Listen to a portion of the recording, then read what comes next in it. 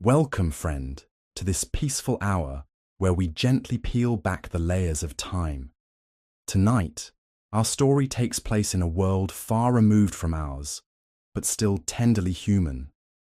Whether you're drifting off or just looking to slow the pace of your evening, I'm grateful you're here. I'd love to hear where you're listening from, what city or country, and what time it is as you press play. It always amazes me how history can bring strangers together. If this kind of calm historical storytelling brings you peace, consider subscribing. We have many more stories to lull us into the quiet night. This isn't some fictional scene from a movie. This was reality in the bohemian cafés of 1920s Paris, where artistic genius and narcotic addiction danced together in a deadly waltz that would forever change the cultural landscape of the modern world. Have you ever wondered how an entire generation of artists could simultaneously create some of humanity's most brilliant works while slowly destroying themselves with drugs? The answer lies in the shadowy corners of Parisian cafés, where absinthe flowed like water and heroin was as common as coffee. What I'm about to reveal will shatter everything you thought you knew about the romantic notion of the struggling artist. These weren't just creative souls seeking inspiration through chemical means. They were casualties of a perfect storm of post-war trauma, cultural rebellion, and readily available narcotics that turned the City of Light into something far more sinister. Today, I'm going to take you inside the hidden world of heroin havens that masqueraded as artistic sanctuaries. You'll meet the real people who lived this nightmare, discover how entire cafe cultures became drug distribution networks, and understand why the most creative period in Parisian history was also its most self-destructive. By the end of this journey, you'll see the 1920s art scene in a completely different light. But before we dive into the smoke-filled rooms where dreams went to die, let me paint you the bigger picture of how Paris became the epicenter of both artistic revolution and narcotic devastation. The Great War had ended just a few years earlier, leaving an entire generation scarred and searching for meaning. Young men who had witnessed unimaginable horrors in the trenches returned home only to find that their old lives no longer fit. Meanwhile, a new breed of wealthy Americans was flooding into Paris, escaping prohibition and bringing with them both money and a reckless appetite for excess. This collision of trauma, wealth, and rebellion created the perfect conditions for what would become one of history's most dangerous cultural experiments. The cafés of Montmartre and Montparnasse weren't just serving coffee and croissants. They were dealing in something far more intoxicating and infinitely more destructive. Let me introduce you to Jean-Baptiste Moreau, a 24-year-old painter who arrived in Paris in the spring of 1923 with nothing but a battered suitcase and dreams of becoming the next Picasso. Jean-Baptiste had survived Verdun, but the nightmares followed him to his cramped studio apartment near Sacré-Cœur. Sleep became impossible, so he began frequenting Café de l'Amour, a notorious establishment where the coffee was bitter and the real business happened after midnight. It was here that Jean-Baptiste first encountered the needle. Not as a medical instrument, but as a gateway to a world where the screaming in his head finally stopped. The café's owner, a mysterious woman known only as Madame Noire, had connections that ran deeper than anyone suspected. She didn't just serve drinks, she served escape. Within weeks, Jean-Baptiste's artistic output exploded. His paintings took on an otherworldly quality, full of dreamlike imagery and emotional intensity that critics would later call revolutionary. But what they didn't know was that each masterpiece was paid for with a piece of his soul, bought with German-manufactured heroin that flowed through the café like a toxic river. Jean-Baptiste wasn't alone. The café attracted a rotating cast of damaged souls, American heiresses running from conservative families, British poets seeking inspiration, German intellectuals fleeing political upheaval, and French artists trying to forget the war. They came for the atmosphere, but stayed for the drugs. Madame Noire understood something that modern drug dealers still exploit today. Creative people make excellent customers. They have just enough money to maintain a habit, they're naturally inclined toward experimentation, and they rationalize their addiction as necessary for their art. She didn't need to push her product. She simply created an environment where it felt inevitable. The cafe operated on multiple levels. To the casual observer, it was simply another bohemian gathering place where artists discussed philosophy over wine. But if you knew the right words, the right gestures, the right people, you could access a parallel world where heroin was measured in artistic inspiration rather than grams. Regular customers developed an elaborate code. Ordering the special coffee meant you wanted opium. Asking for sugar with extra sweetness was code for cocaine. But heroin, the most sought-after substance, required the most subtle approach. You simply asked if the painter's supplies were available today. The irony wasn't lost on anyone involved. These were people who saw themselves as rebels against bourgeois society, yet they were creating their own rigid hierarchy based on drug access and artistic credibility. The deeper into addiction you fell, the more authentic your art was considered. Sobriety became synonymous with selling out. Take the case of Margaret Worthington, a Boston socialite who arrived in Paris in 1924 with a substantial trust fund and romantic notions about supporting struggling artists. She rented a spacious apartment in the 6th arrondissement and began hosting salons, where she would showcase the work of promising young painters and writers. Margaret initially saw herself as a patron of the arts, a modern-day Medici, nurturing the next generation of creative genius. She attended gallery openings, purchased paintings from unknown artists, and prided herself on her sophisticated taste.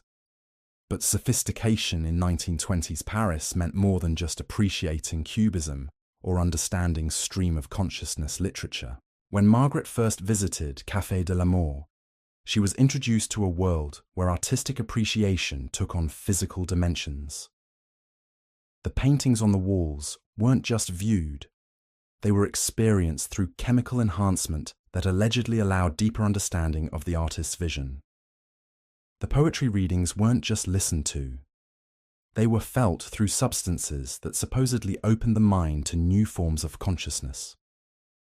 Margaret's transformation was gradual but devastating.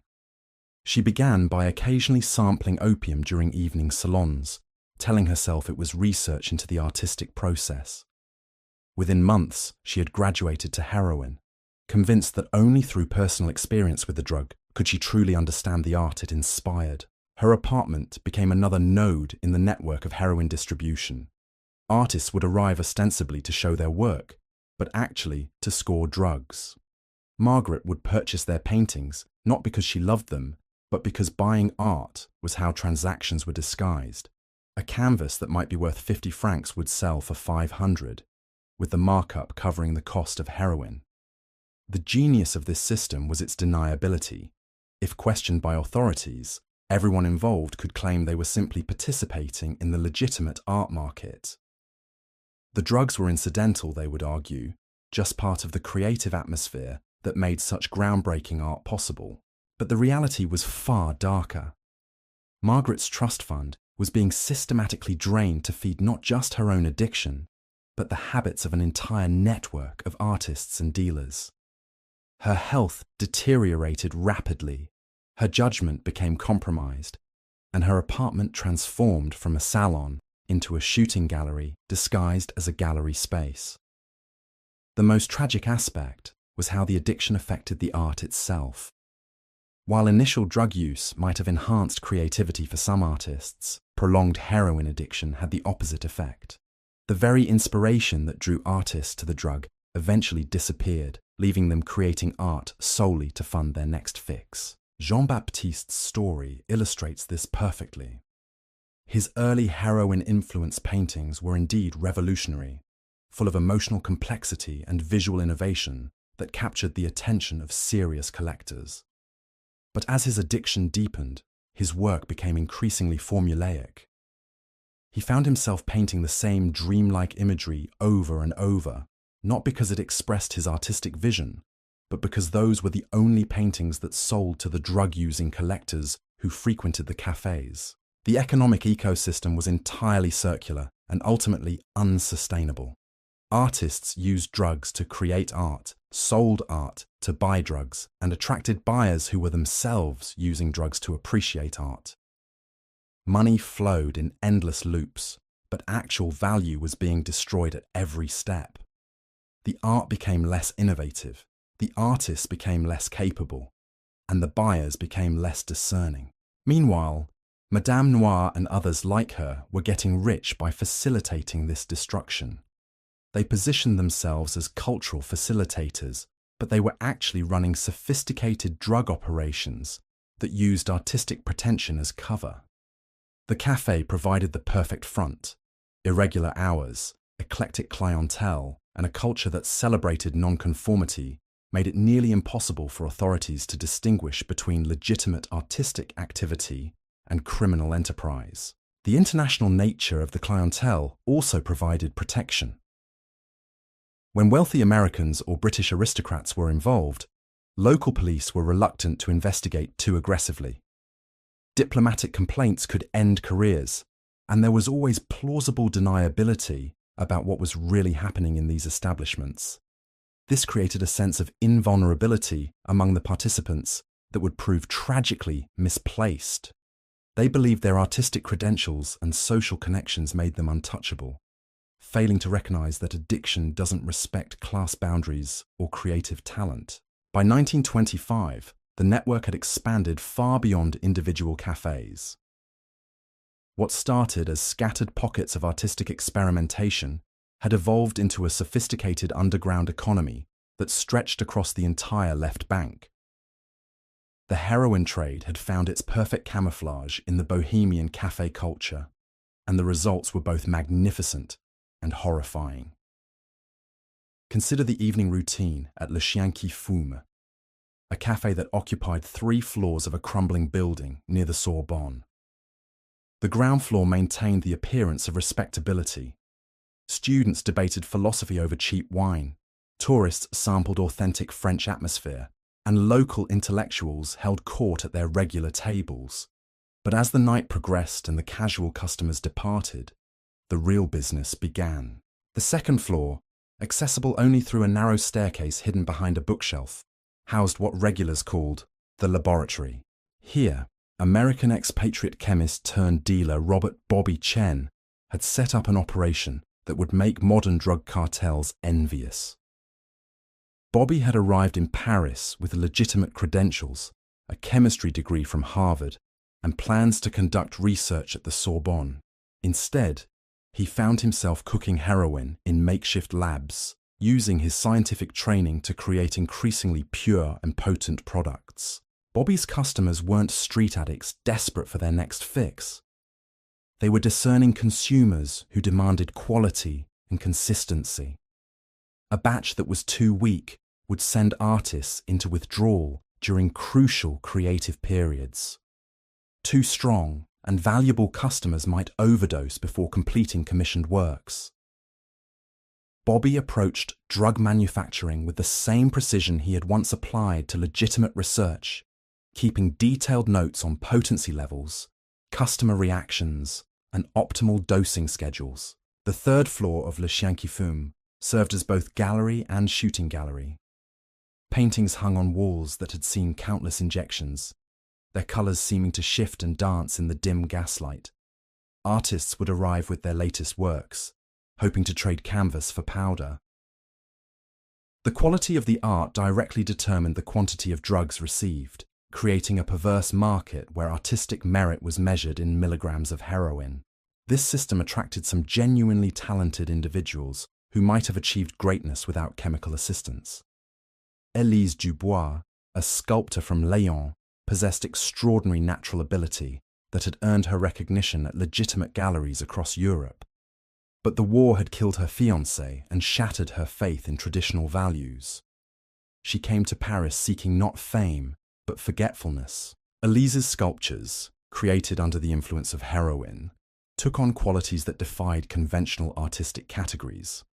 Working with clay in a near-trance state, she would spend 18 hours straight-shaping figures that seemed to emerge from some collective unconscious. Her pieces captured emotions that viewers couldn't name but immediately recognized. The specific grief of losing someone to senseless violence, the hollow exhaustion of surviving when others hadn't, the desperate hunger for meaning in a world that had revealed its fundamental chaos. Gallery owners noticed Elise's work immediately. Her sculptures sold for unprecedented sums to collectors who claimed they could feel the artist's pain radiating from the clay itself. What these buyers didn't realize was that they were literally purchasing someone else's suffering, commodified and transformed into aesthetic experience through the medium of narcotic addiction. Elise's success created its own trap. Each sculpture required deeper states of heroin-induced dissociation to access the emotional rawness that made her work so compelling. She found herself increasing her doses not for pleasure, but for artistic necessity. The drug had become as essential to her creative process as clay or water. Without it, her hands would shake too violently to shape anything. With too much, her consciousness would slip away entirely, leaving her staring at shapeless lumps of clay with no memory of the previous hours. The tragedy was that Elise's addiction coincided with what should have been the peak of her artistic powers. At 28, she possessed both the technical skill and emotional depth necessary for masterpiece creation. Instead, she was trapped in a cycle where each artistic triumph required a level of drug use that made the next triumph less likely. Meanwhile, the financial mechanics of the heroin cafe network were becoming increasingly sophisticated. Transactions were rarely conducted with simple cash exchanges. Instead, an elaborate barter system had emerged where art, drugs, sex, and social connections were traded in complex multi-party arrangements that made tracking nearly impossible. A typical transaction might involve an American heiress purchasing a painting for an inflated price, with the excess money used to buy heroin that would be shared with the artist and several intermediaries.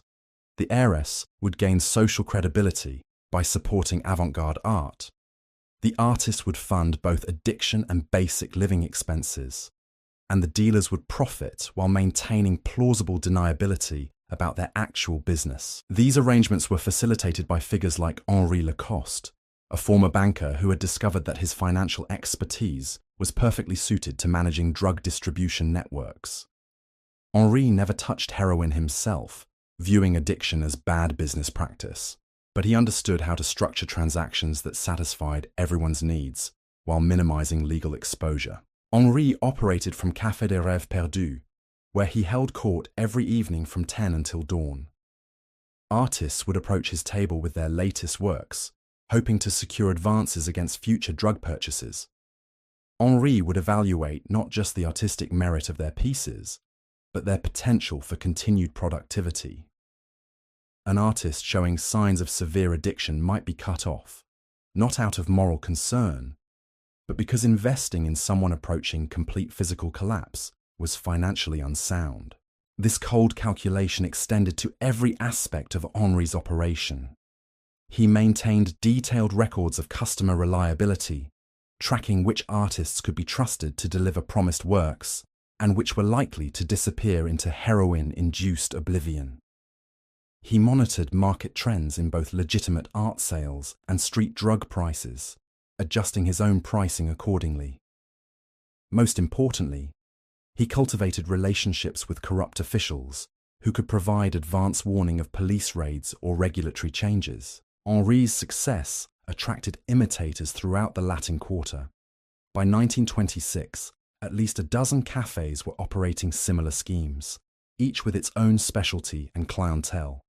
Café Noir focused on serving wealthy tourists seeking authentic bohemian experiences. Le Corbeau Blanc catered to established artists who could afford higher quality drugs. Chez Morphet specialized in opium for customers who preferred that drug's more languid effects. Competition between these establishments sometimes turned violent. When Café des Artistes Maudits began offering higher purity heroin at lower prices, threatening Henri's market share, a mysterious fire destroyed their kitchen and forced them to close for months. When Le Petit Mort started recruiting Henri's best customers with promises of exotic new drug combinations, several of their regular patrons suffered near-fatal overdoses that scared away other potential clients. The violence was usually subtle, disguised as accidents or coincidences. But participants understood the message. The heroin cafe network had become too profitable and too well established to tolerate significant disruption. Anyone threatening the system would face consequences that extended far beyond simple business competition. This atmosphere of barely controlled chaos attracted a particular type of personality. People drawn to the heroin cafes weren't just seeking drugs or art. They were seeking danger itself. The possibility of overdose, arrest, financial ruin, or violent retaliation added an element of excitement that made the experience more compelling than simple drug use or artistic appreciation alone. American expatriate writer Jonathan Hayes embodied this attraction to risk. Hayes had inherited substantial wealth but found conventional life unbearably boring. He came to Paris not to write the great American novel, but to live dangerously enough that he would have something worth writing about. The heroin cafes provided exactly the kind of authentic peril he craved. Hayes began frequenting Café de la Dernière Chance, where he quickly established himself as someone willing to take risks that frightened even seasoned addicts. He would inject unknown substances, participate in dangerous drug combinations, and involve himself in increasingly volatile business arrangements between dealers and artists. His writing, produced in brief periods of clarity between binges, captured the authentic texture of addiction with a precision that made his work essential reading for anyone seeking to understand the period. But Hayes's appetite for danger eventually exceeded even his considerable resources.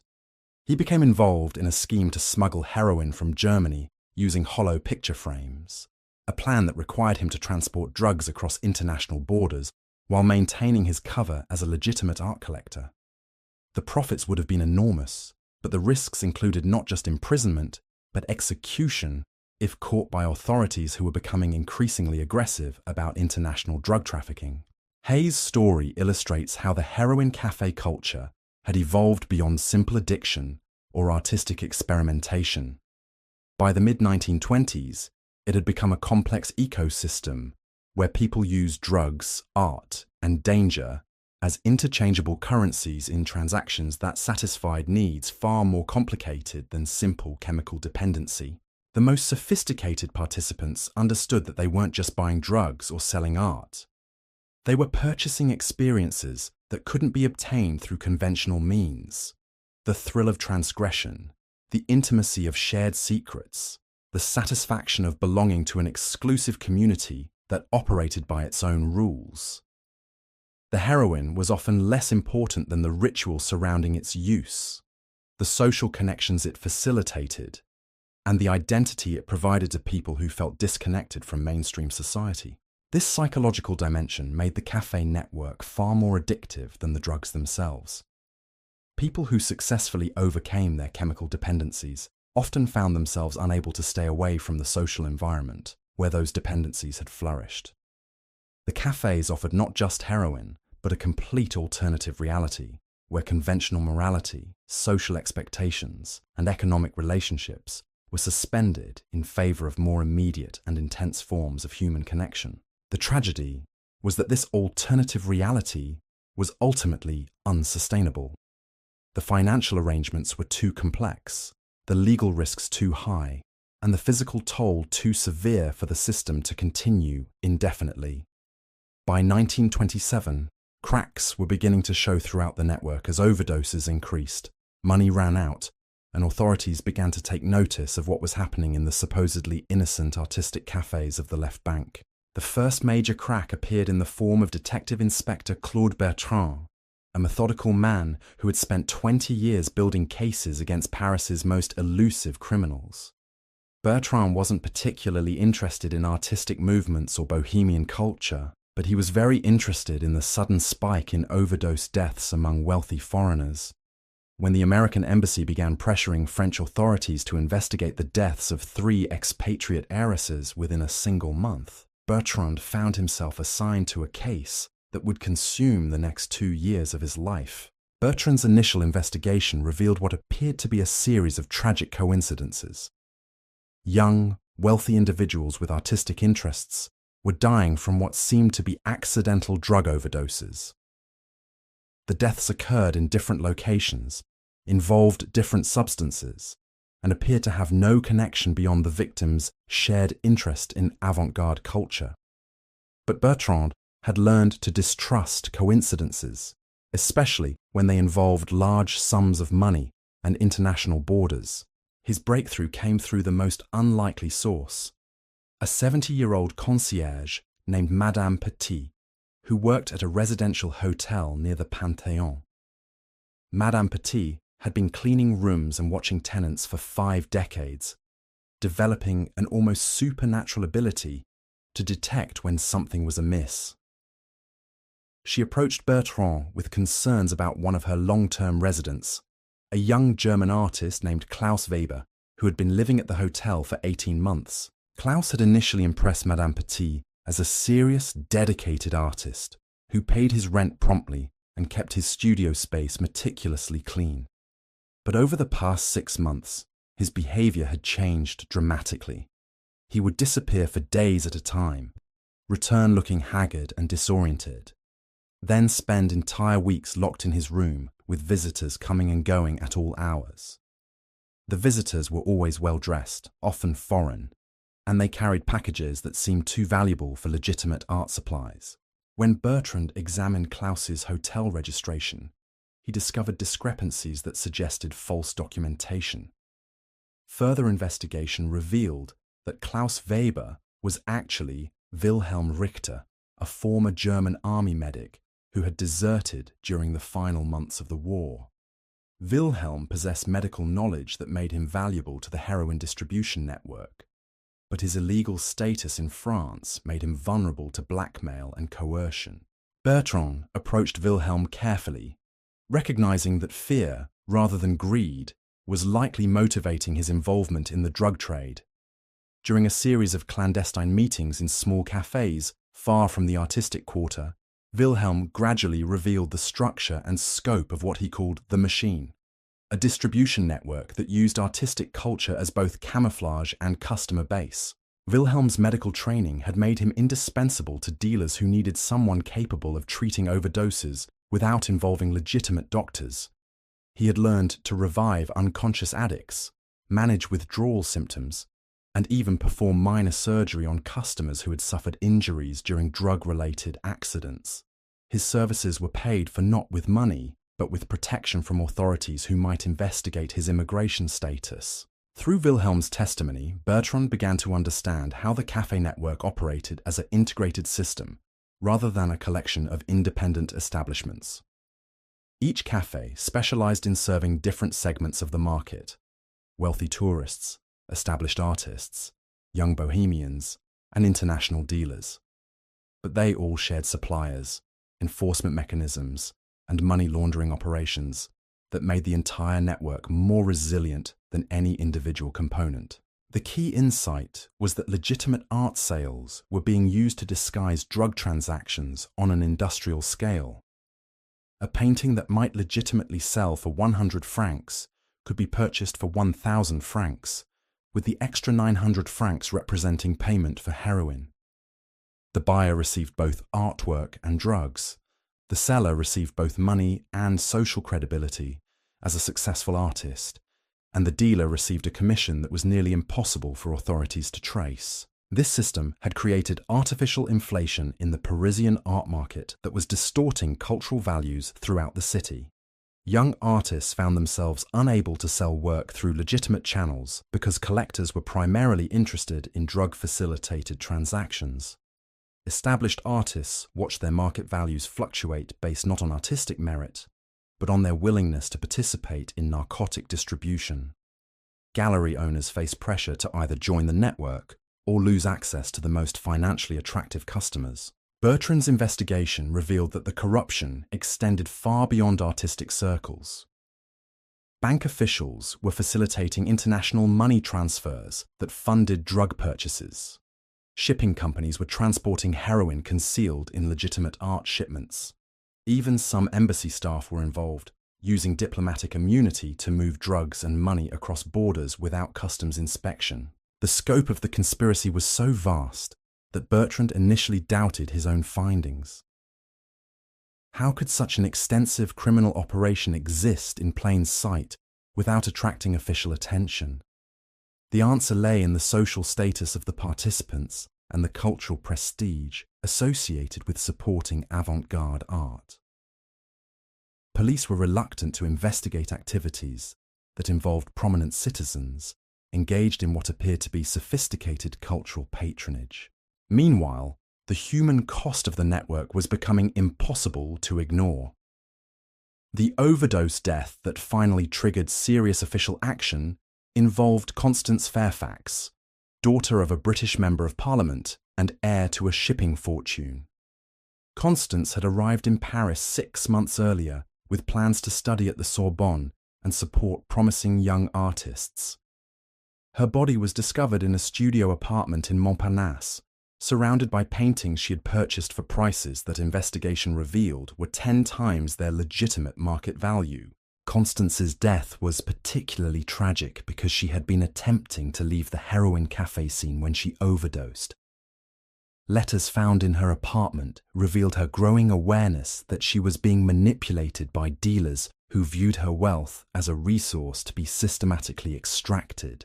She had begun refusing to purchase overpriced artwork and had cut off financial support to several artists whose primary talents seemed to be consuming expensive drugs. Her final letter, addressed to her father but never sent, described her realization that the bohemian culture she had admired from afar was actually a sophisticated trap designed to separate wealthy young people from their money. She wrote about artists who created mediocre work but commanded high prices because they could provide access to heroin, dealers who posed as cultural sophisticates while running criminal enterprises, and cafe owners who facilitated the destruction of everyone who entered their establishments. But Constance's attempt to extract herself from the network had made her dangerous to people whose livelihoods depended on maintaining the system's secrecy. Her overdose occurred just days before she was scheduled to return to London, where she planned to warn other wealthy families about the dangers their children faced in Parisian artistic circles. The timing suggested that her death might not have been accidental, though proving deliberate murder would require evidence that Bertrand was struggling to obtain. The investigation of Constance's death revealed the network's most sinister aspect: systematic targeting of vulnerable wealthy individuals who could be manipulated into funding the entire operation. Dealers had developed sophisticated profiles of ideal customers, focusing on people who possessed substantial financial resources but lacked emotional stability or strong family connections that might interfere with exploitation. Young people recovering from war trauma were particularly valuable targets. Their psychological wounds made them susceptible to addiction, while their social status provided protection from law enforcement. Dealers would identify promising prospects through network of informants in hospitals, universities, and social clubs, then orchestrate seemingly accidental encounters in artistic venues where initial drug experimentation could be presented as sophisticated cultural exploration. The process was gradual and carefully managed. A wealthy young person might spend months attending cafe events, purchasing reasonably priced artwork, and developing relationships with artists and intellectuals before being introduced to drugs. By the time chemical dependency developed, they were already emotionally invested in the community that supplied their addiction. Leaving meant abandoning not just drugs, but their entire social identity and support network. This psychological manipulation was more effective than simple coercion because it created willing participants who defended the system even as it destroyed them. Artists genuinely believed they were creating revolutionary work. Buyers convinced themselves they were supporting important cultural movements, and dealers maintained that they were facilitating artistic innovation rather than running criminal enterprises. the self-deception was reinforced by the undeniable fact that some genuinely important art was being created within the network. Several artists, whose work was later recognized as historically significant, had indeed produced their best pieces while using heroin obtained through café connections. This created enough legitimate artistic achievement to provide credible cover for the broader criminal enterprise. Vincent Moreau, Jean-Baptiste's younger brother, exemplified this tragic complexity. Vincent had followed Jean-Baptiste to Paris in 1925, hoping to pursue his own artistic ambitions while helping his brother recover from what their family believed was simple, war-related drinking problem. Vincent discovered that Jean-Baptiste's issues extended far beyond alcohol, but he also witnessed his brother creating paintings of extraordinary emotional power and technical innovation. Vincent found himself torn between concern for Jean-Baptiste's health and admiration for his artistic output. The heroin was clearly destroying his brother's body and mind, but it was also unlocking creative capabilities that seemed impossible to achieve through conventional means. Jean-Baptiste's heroin-influenced paintings were selling to serious collectors and receiving attention from legitimate critics who had no knowledge of the drugs involved in their creation. This dilemma drove Vincent to begin his own experimentation with heroin, initially as research into his brother's creative process, but eventually as an end in itself.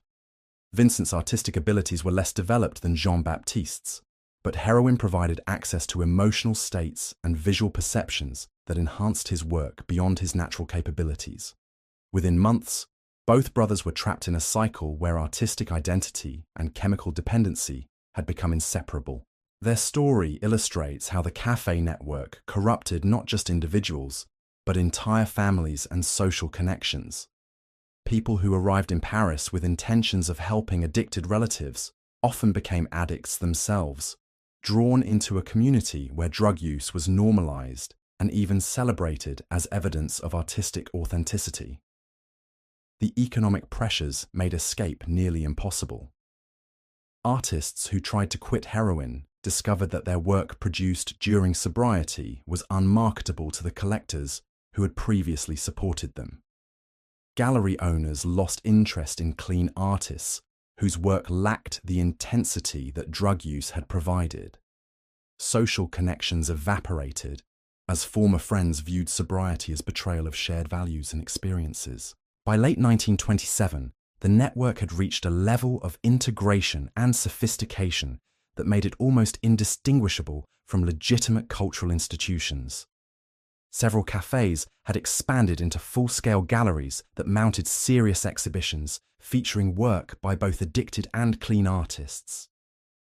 Art critics, who were unaware of the drug connections, wrote favourable reviews that enhanced the reputation of network-affiliated artists in mainstream cultural circles. The most successful participants had learned to navigate between legitimate and criminal aspects of the art world, using their network connections to advance conventional careers while maintaining access to drugs and the social community that provided them. Some artists were simultaneously represented by respectable galleries and café-based dealers, selling different types of work to different markets, depending on whether drugs were involved in the transaction. This dual existence required constant management of multiple identities and relationships. An artist might spend morning hours creating conventional work for legitimate galleries, afternoon hours producing drug-influenced pieces for café buyers, and evening hours socializing with other addicts while maintaining the pretense that their gatherings were purely intellectual or artistic in nature. The psychological strain of maintaining these multiple identities often accelerated the descent into deeper addiction. People who might have maintained moderate drug use for years found themselves increasing consumption to manage the anxiety and exhaustion that came from constantly switching between different versions of themselves. Meanwhile, the financial mechanics of the network were becoming so complex that even sophisticated participants lost track of their actual economic situation. Artists might believe they were financially successful based on high prices for their work, without realizing that most of their income was immediately recycled back to drug dealers. Buyers might spend enormous sums thinking they were building valuable art collections, without understanding that the inflated prices made their purchases worthless in legitimate markets. The cafe owners and dealers who controlled the system were the only participants with clear understanding of the actual money flows. They had structured transactions to maximize their own profits while creating illusions of prosperity for everyone else involved. Artists received enough money to maintain their addictions and basic living expenses, but not enough to achieve actual financial independence that might allow them to leave the network. Buyers received enough social status and access to exclusive experiences to justify their expenditures, but not enough genuine artistic value to make their purchases worthwhile investments.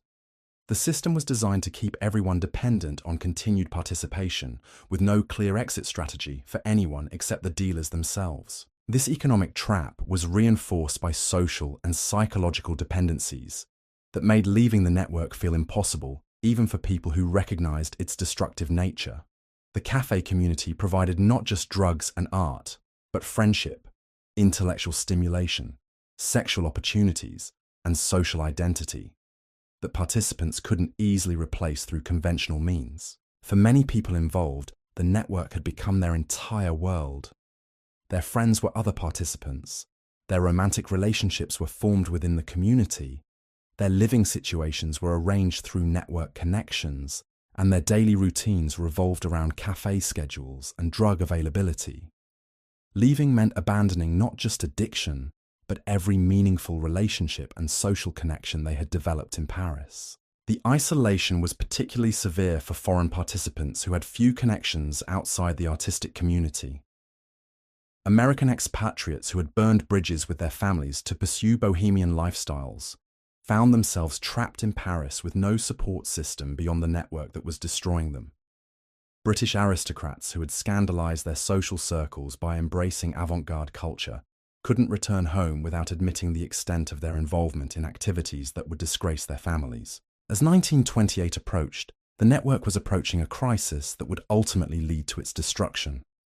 The combination of increased police attention, mounting overdose deaths, and financial unsustainability was creating pressures that the system couldn't absorb indefinitely. But the participants were so deeply embedded in the network's social and economic structures that recognizing the approaching collapse required a level of clarity that chronic drug use made nearly impossible to achieve.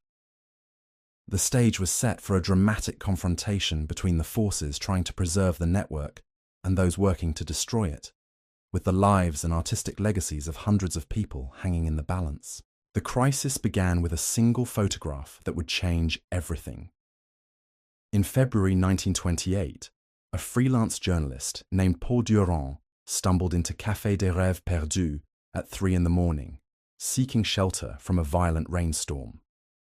What he witnessed in that smoke-filled room would expose the dark heart of Parisian bohemian culture to the world. Durand had his camera with him, a compact Leica that he used for documenting street scenes and architectural details. But the scene that greeted him in the cafe's upper room was unlike anything he had ever encountered. In the corner, a young woman in an expensive silk dress lay unconscious while a man in a painter's smock injected something into her arm. At a nearby table, 3 people passed around a needle like it was a communion chalice, their eyes rolled back in chemical ecstasy. The most shocking sight was a teenage boy, no more than 16, methodically preparing heroin, while an older man watched approvingly. The boy's hands moved with the practiced precision of someone who had performed this ritual countless times before. His clothes were expensive, suggesting wealthy family connections, but his face bore the hollow expression of advanced addiction. Durand raised his camera almost instinctively, the flash illuminating the scene for a split second before chaos erupted. Shouts filled the room as people scrambled to hide evidence and escape through back exits. But it was too late. Durand had captured something that would bring down an empire built on artistic pretension and chemical dependency. The photograph showed more than just drug use. It revealed the systematic exploitation of vulnerable young people by adults who had weaponized artistic culture for criminal purposes. The boy in the image was later identified as Philippe Rothschild, heir to a banking fortune and son of one of France's most prominent families. His presence in the café raised questions that would reverberate through the highest levels of French society. Philippe's story embodied everything tragic about the network's evolution. He had arrived in Paris the previous autumn, ostensibly to study literature at the Sorbonne, but actually to escape a family scandal involving financial irregularities at his father's bank. The 16-year-old possessed both enormous wealth and profound emotional vulnerability, making him an ideal target for the café operators who specialized in identifying and exploiting such individuals. His recruitment had followed the established pattern. Initial contact came through seemingly innocent cultural events, where he met charming artists and intellectuals who appeared genuinely interested in his thoughts about literature and philosophy. These new friends gradually introduced him to increasingly exclusive gatherings, where drug use was presented as sophisticated exploration of consciousness rather than simple addiction. Philippe's youth made him particularly susceptible to peer pressure and adult manipulation. The older artists and writers who surrounded him possessed knowledge and experience that he desperately wanted to acquire. When they suggested that true artistic understanding required direct experience with mind-altering substances, he accepted their guidance without question. His financial resources made him valuable beyond his potential as a simple customer. Philippe had access to banking connections that could facilitate international money transfers, family properties that could serve as storage locations, and social connections that provided entry to circles previously inaccessible to the network. Within months, he had become not just an addict, but an active participant in the criminal enterprise that fed his addiction. The photograph's publication in Le Figaro created a sensation that extended far beyond artistic circles. Philippe's family immediately hired private investigators to determine how their son had become involved in such activities. Other wealthy families began questioning their own children's involvement in Parisian bohemian culture. Embassy officials demanded explanations for the apparent targeting of their citizens by French criminals. Most damaging was the revelation that the network had been systematically exploiting minors. Philippe was not the only underage participant. Investigation revealed at least a dozen other teenagers from prominent families who had been drawn into café-based drug operations. The exploitation of children transformed what had been viewed as adult vice into something far more serious in the eyes of both law enforcement and public opinion. Detective Inspector Bertrand found himself at the center of an international incident as foreign governments demanded action against what they characterized as organized predation on their citizens' children. The pressure forced French authorities to abandon their previous reluctance to investigate activities involving prominent cultural figures. Resources that had been denied to Bertrand's investigation were suddenly made available, along with diplomatic support for actions that might offend influential people. The investigation's scope expanded dramatically as Bertrand gained access to banking records, shipping manifests, and diplomatic correspondence that revealed the true extent of the network's operations. What had appeared to be a collection of bohemian cafés was actually a sophisticated international criminal organization that used artistic culture as camouflage for drug trafficking, money laundering, and systematic fraud. The financial analysis was particularly revealing. Over the previous 3 years, approximately 2 million francs had flowed through network-affiliated accounts, representing far more money than could be explained by legitimate art sales. Much of this money had come from wealthy young people like Philippe, whose trust funds and family allowances had been systematically drained to support operations that extended far beyond Paris. Shipping records revealed regular deliveries of art supplies from Germany, Austria, and Switzerland that actually contained pharmaceutical-grade heroin and cocaine.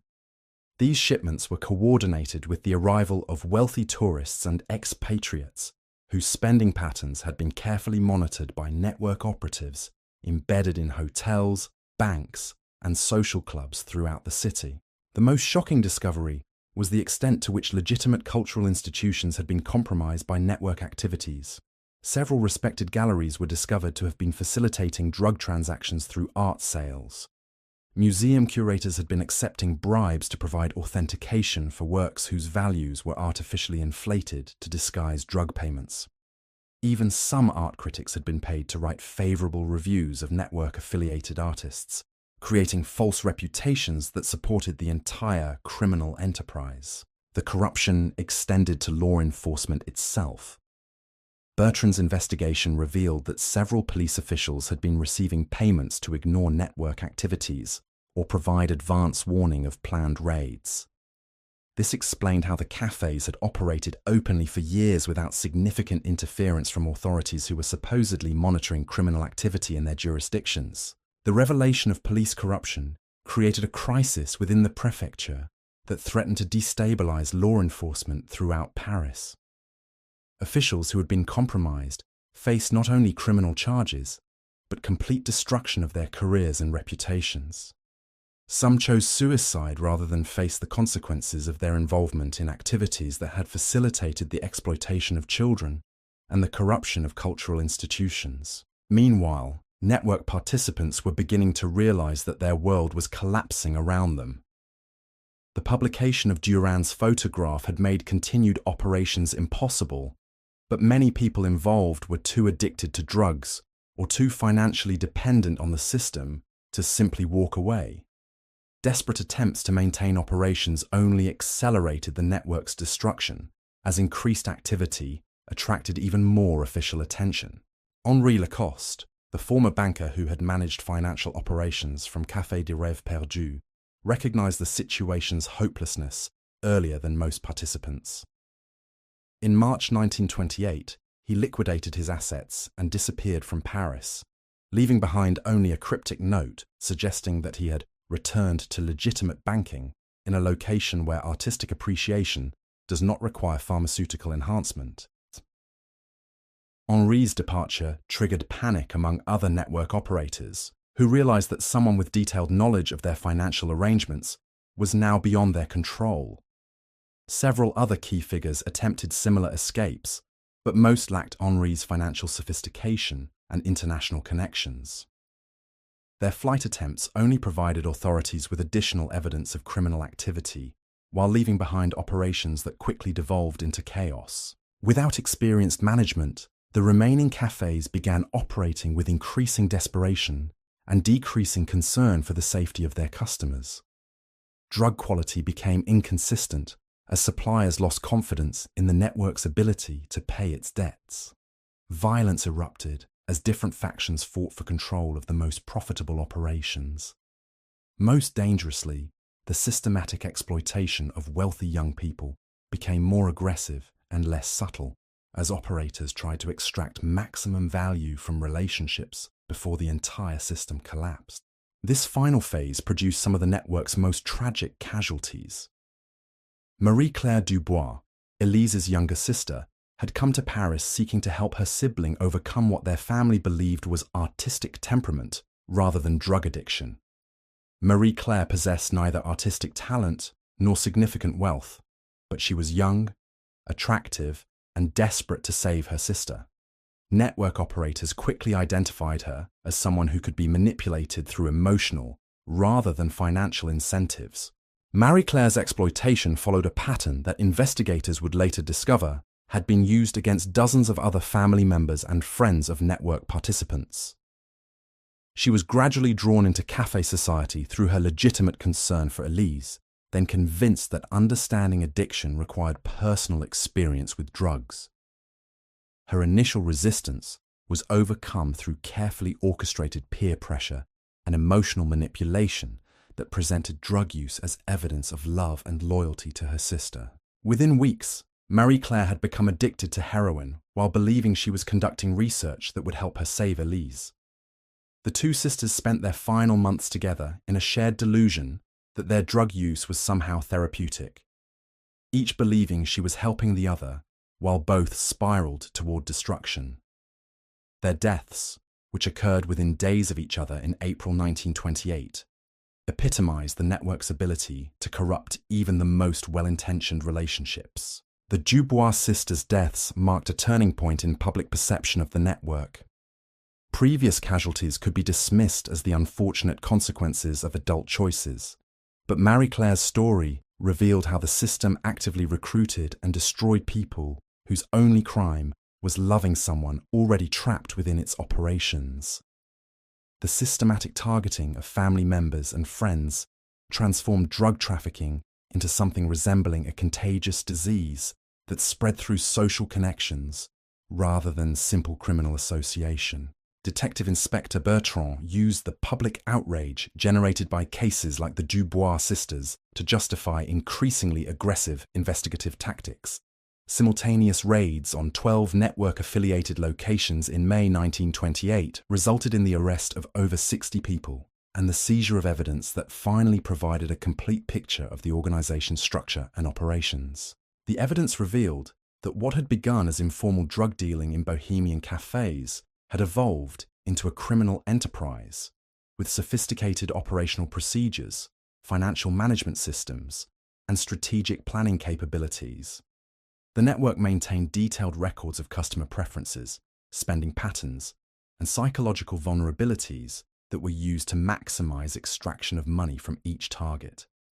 Personnel files contained evaluations of employees based on their ability to manipulate specific types of victims, with bonuses paid for successfully recruiting wealthy or influential new customers. Most disturbing were the planning documents that revealed the network's intention to expand operations beyond Paris. Similar cafe-based operations were being established in London, New York, and Berlin, using lessons learned from the Parisian experiment to create more efficient and profitable criminal enterprises.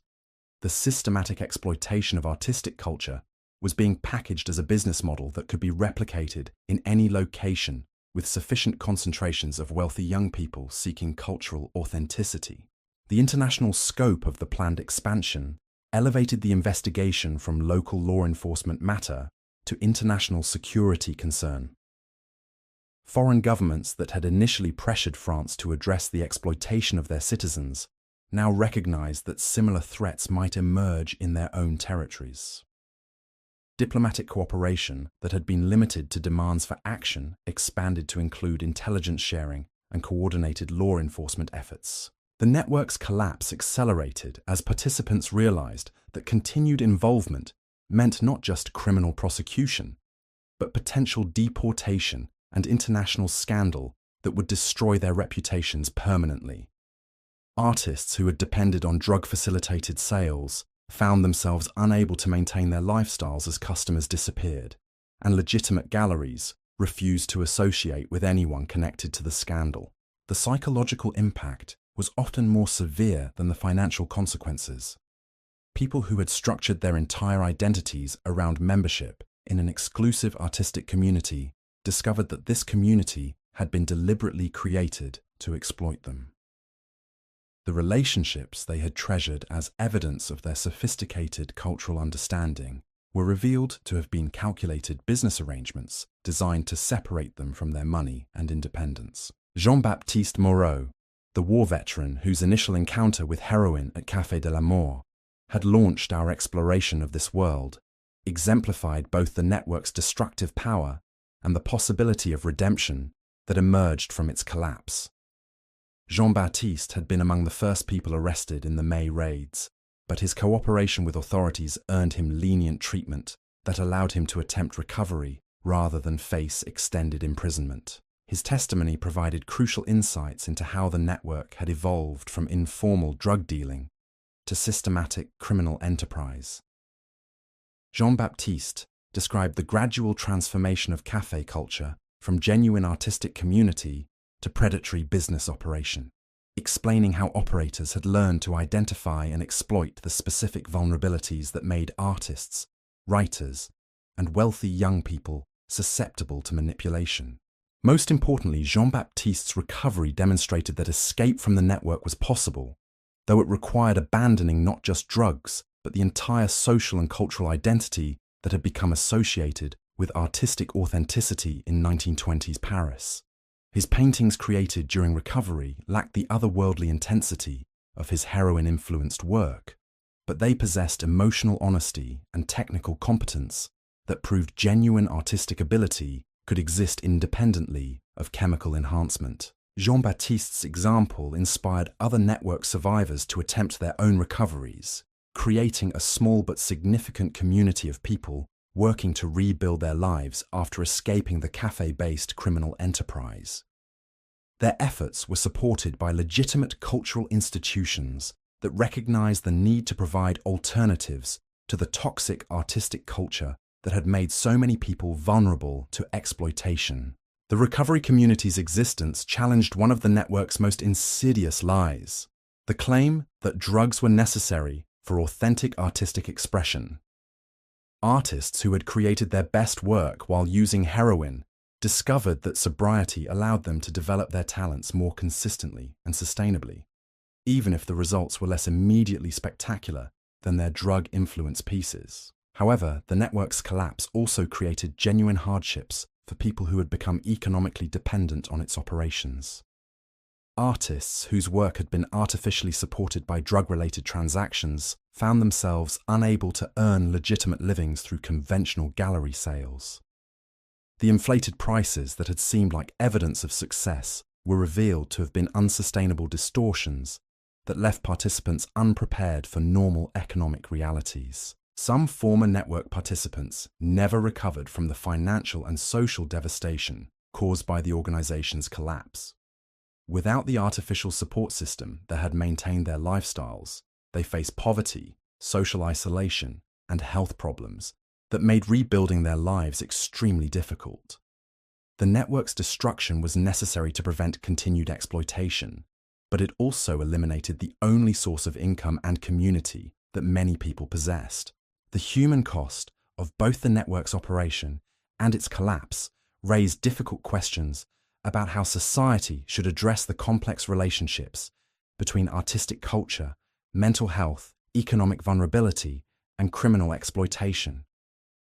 The café-based system had succeeded because it provided genuine benefits, social connection, cultural identity, and economic opportunity, alongside its destructive elements. Simply eliminating the criminal aspects left many people without the support systems they needed to function in conventional society. These questions became more urgent as investigators discovered that network operations had extended far beyond drug trafficking and financial fraud. The systematic collection of information about wealthy families, government officials, and cultural institutions had created intelligence assets that could be used for blackmail, political manipulation, and industrial espionage.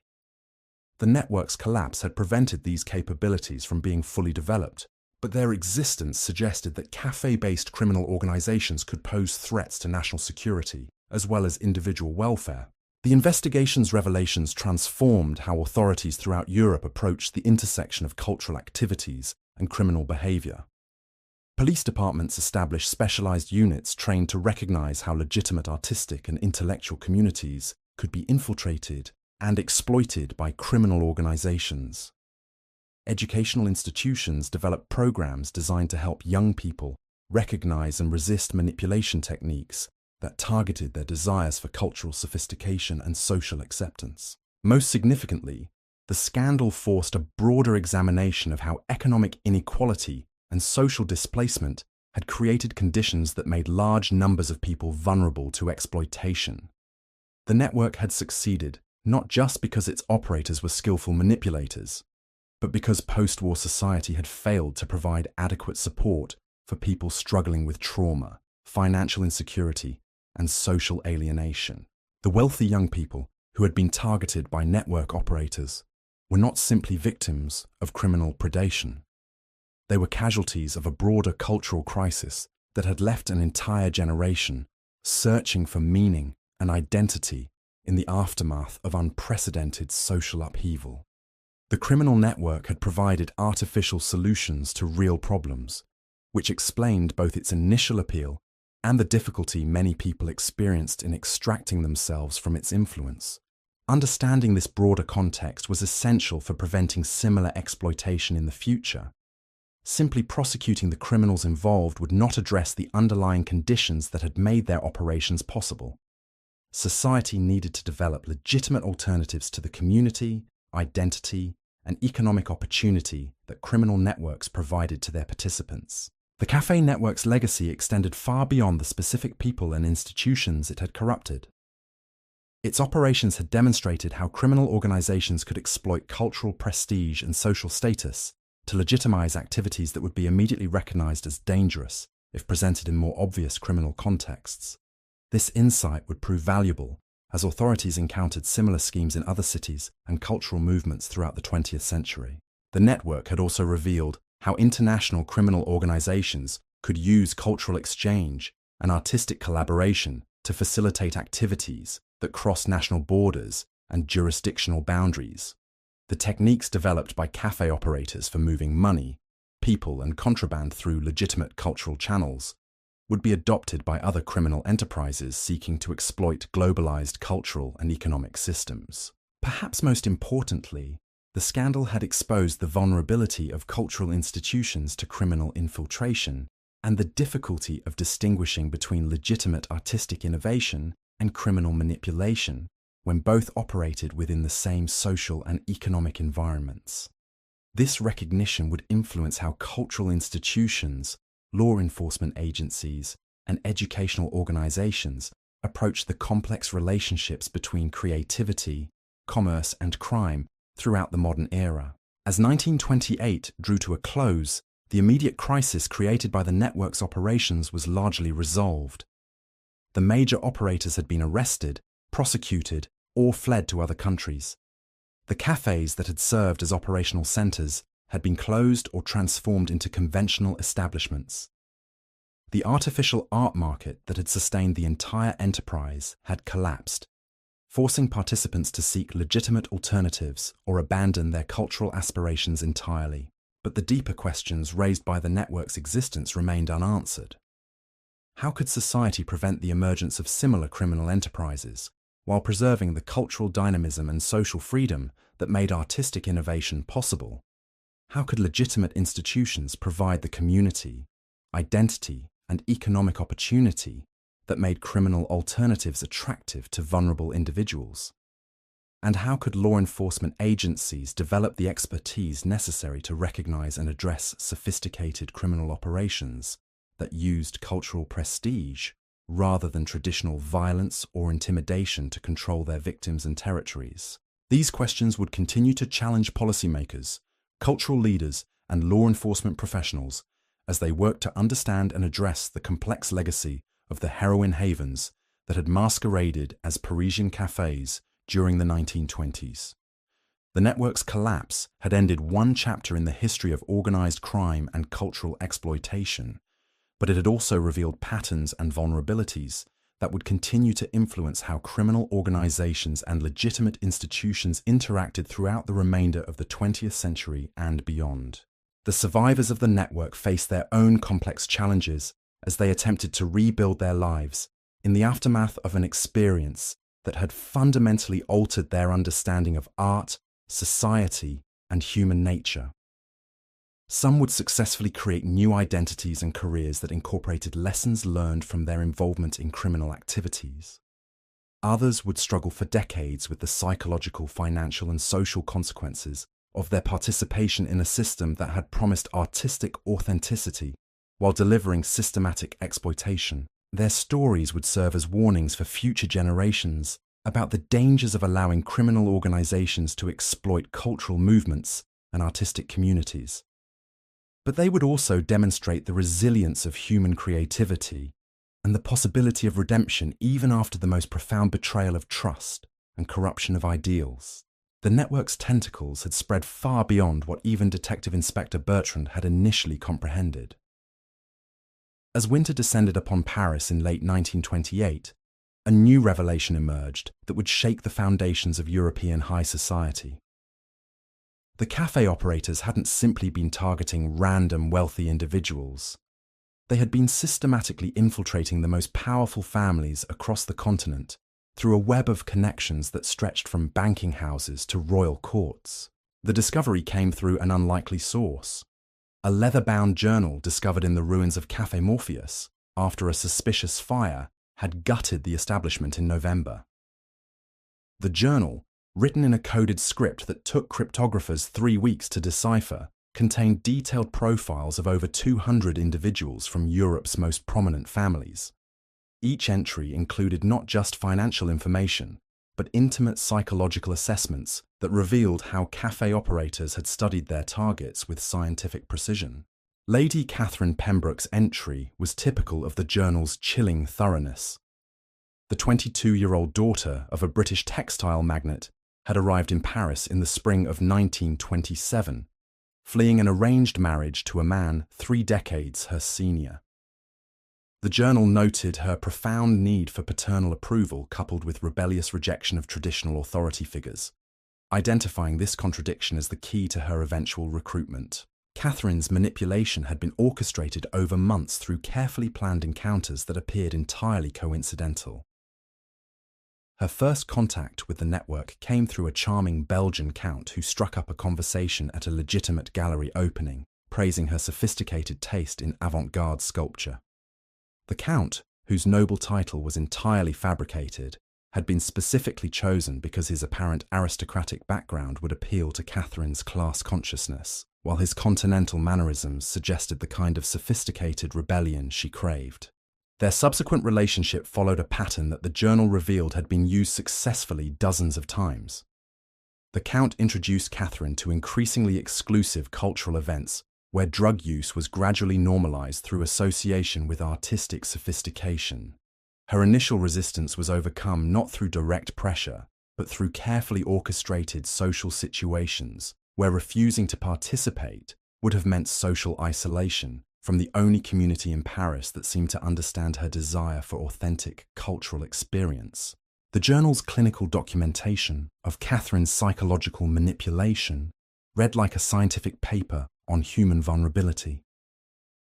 Network operators had identified her specific insecurities about intellectual credibility, her desperate need for acceptance by people she perceived as culturally superior, and her underlying anger at family members who had tried to control her romantic choices. Each weakness had been systematically exploited through techniques that made Catherine feel she was making independent choices while actually following a script written by her manipulators. Catherine's financial exploitation had been equally methodical. The journal tracked her spending patterns, documenting how operators had gradually increased prices for both drugs and artwork as her addiction deepened.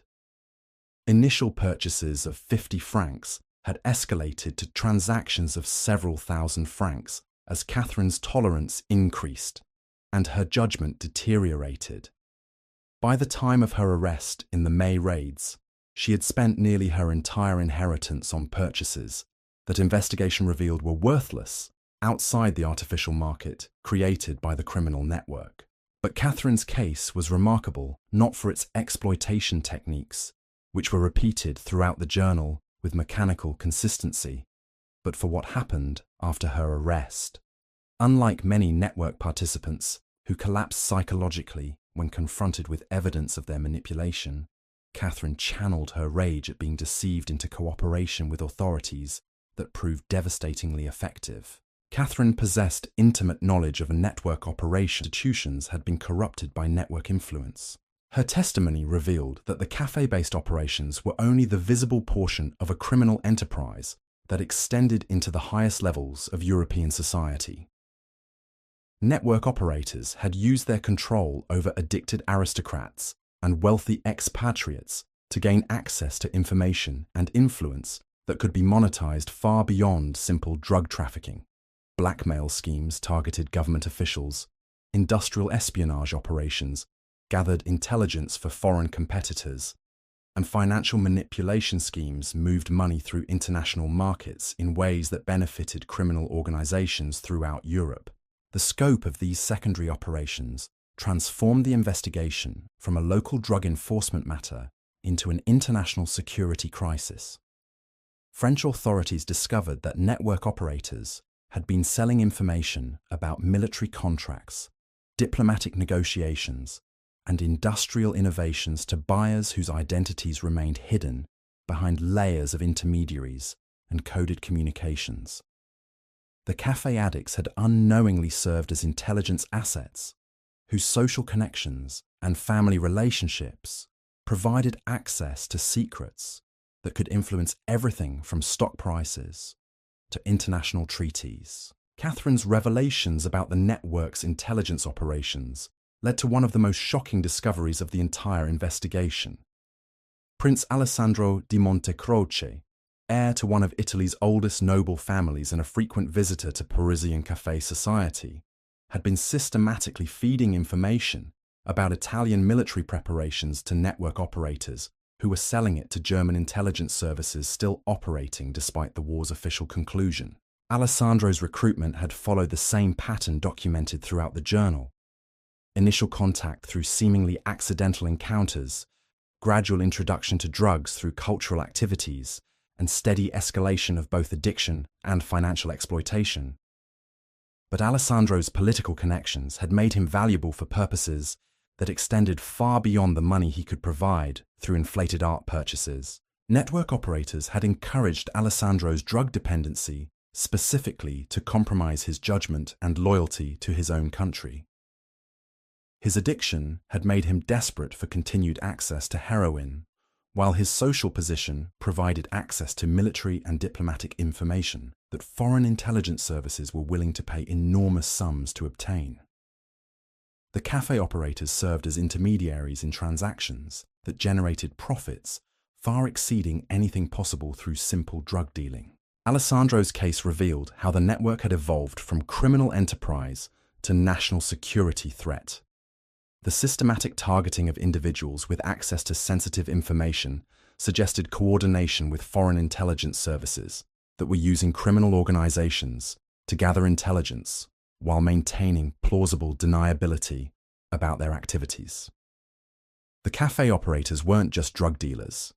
They were assets in an international espionage network that used addiction and cultural manipulation to compromise the security of multiple European nations.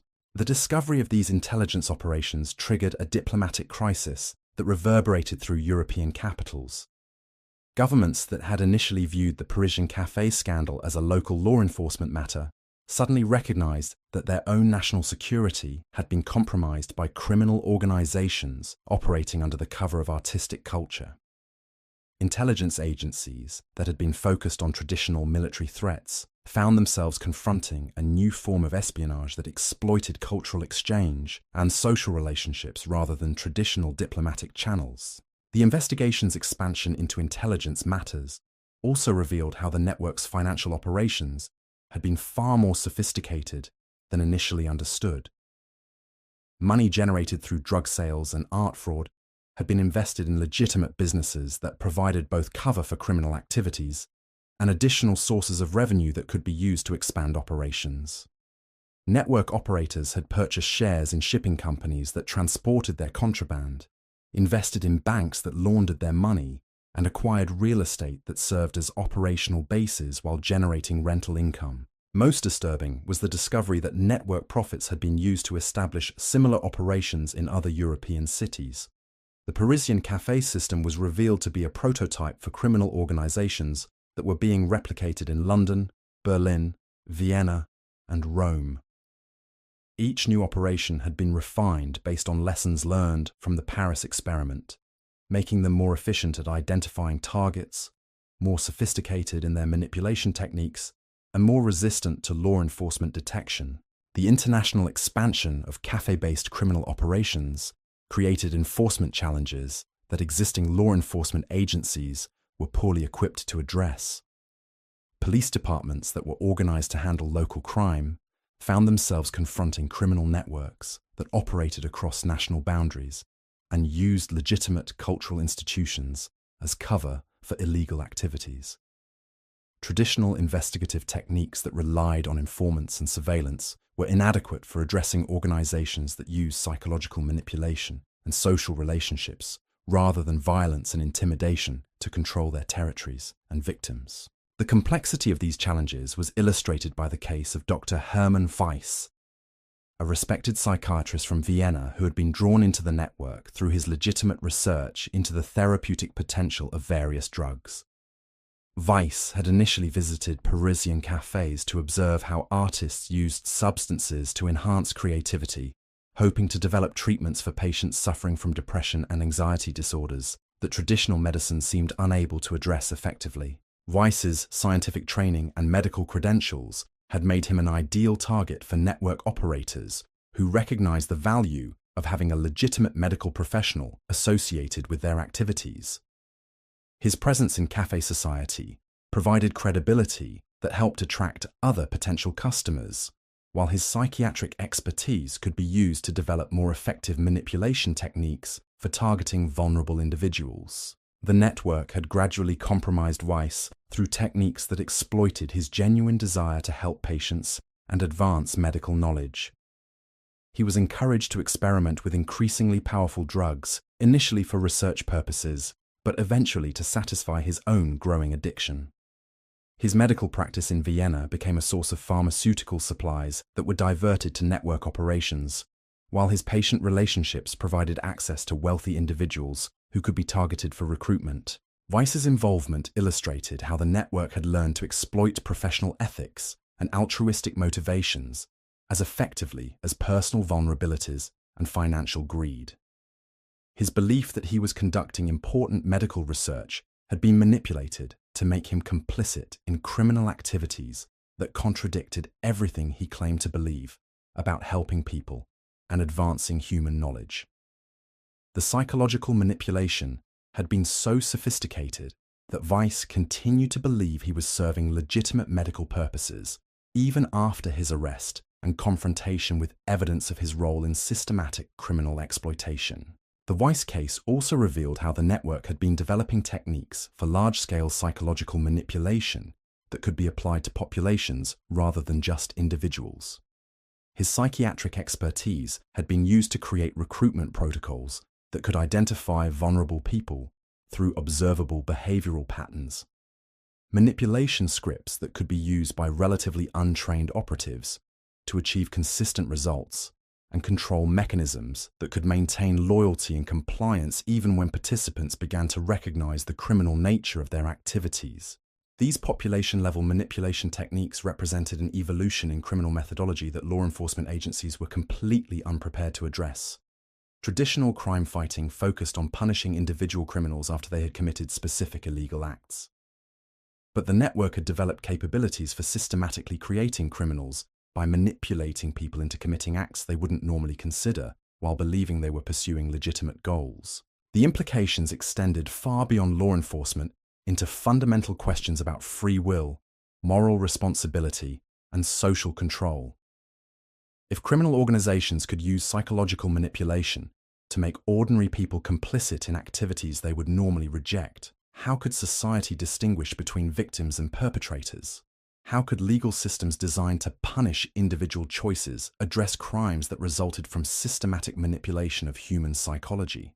These philosophical questions became practically urgent, as the investigation revealed the extent to which network operations had relied on unwitting collaboration by people who believed they were engaged in legitimate activities. Gallery owners who had facilitated money laundering thought they were simply selling art to enthusiastic collectors. Bank officials who had processed suspicious transactions believed they were serving valued customers with eccentric financial habits. Even some police officials who had ignored network activities had been convinced they were protecting artistic freedom rather than enabling criminal enterprises. The scale of unwitting collaboration suggested that the network's success had depended not just on criminal skill, but on exploiting the trust and good intentions that made civilized society possible. By disguising criminal activities as cultural and artistic pursuits, network operators had been able to recruit accomplices from among the most respected and of society. The revelation well-intentioned members that their trust had been systematically exploited created a crisis of confidence that extended far beyond the immediate participants in network activities. This crisis was exemplified by the case of Father Michel Dubois, a Catholic priest whose genuine desire to help troubled young people had been exploited to provide network operators with access to vulnerable individuals from respectable families. Father Dubois had established a program that offered counseling and support to young people struggling with what he understood to be spiritual and emotional difficulties resulting from the war's psychological trauma. Network operators had identified Father Dubois' program as an ideal source of potential recruits who possessed both emotional vulnerability and family resources that could be exploited. They had gradually infiltrated his counseling sessions through individuals who posed as reformed addicts seeking spiritual guidance while actually gathering intelligence about other participants who might be suitable targets for recruitment. The manipulation of Father Dubois had been particularly sophisticated because it exploited his religious convictions rather than challenging them. Network operatives had convinced him that helping troubled young people required understanding their struggles through direct experience, gradually leading him to believe that limited experimentation with drugs was necessary for effective ministry to addicted individuals. Father Dubois' involvement had provided network operators with both legitimacy and access that would have been impossible to obtain through purely criminal means. His endorsement of certain individuals as spiritually reformed had convinced families to trust people who were actually network operatives. His religious authority had been used to present drug experimentation as spiritual exploration rather than criminal activity. Most tragically, his genuine care for troubled young people had been weaponized to facilitate their exploitation by criminal organizations that viewed them as nothing more than sources of revenue. The revelation of Father Dubois' manipulation created a scandal within the Catholic Church that reverberated throughout France's religious communities. If respected clergy could be deceived into facilitating criminal exploitation of vulnerable individuals, how could any institution trust its ability to distinguish between legitimate social service and criminal manipulation? The case forced religious organizations throughout Europe to examine their own vulnerability to infiltration by criminal enterprises that might exploit their altruistic missions for illegal purposes. The broader implications of systematic manipulation became even more troubling, as investigators discovered evidence that network operators had been documenting their techniques for potential sale to other criminal organizations or foreign intelligence services. Detailed manuals found in raided locations contained step-by-step instructions for identifying vulnerable targets, techniques for psychological manipulation that could be applied in various cultural contexts, and organizational structures that could be adapted to different legal and social environments. These manuals represented a form of criminal intellectual property that could be used to replicate network operations in any location with suitable populations of wealthy, psychologically vulnerable individuals. The techniques that had been developed through years of experimentation in Parisian cafés could be applied to exploit similar populations in other cities, creating a potential epidemic of criminal organizations that used cultural manipulation rather than traditional violence to achieve their goals.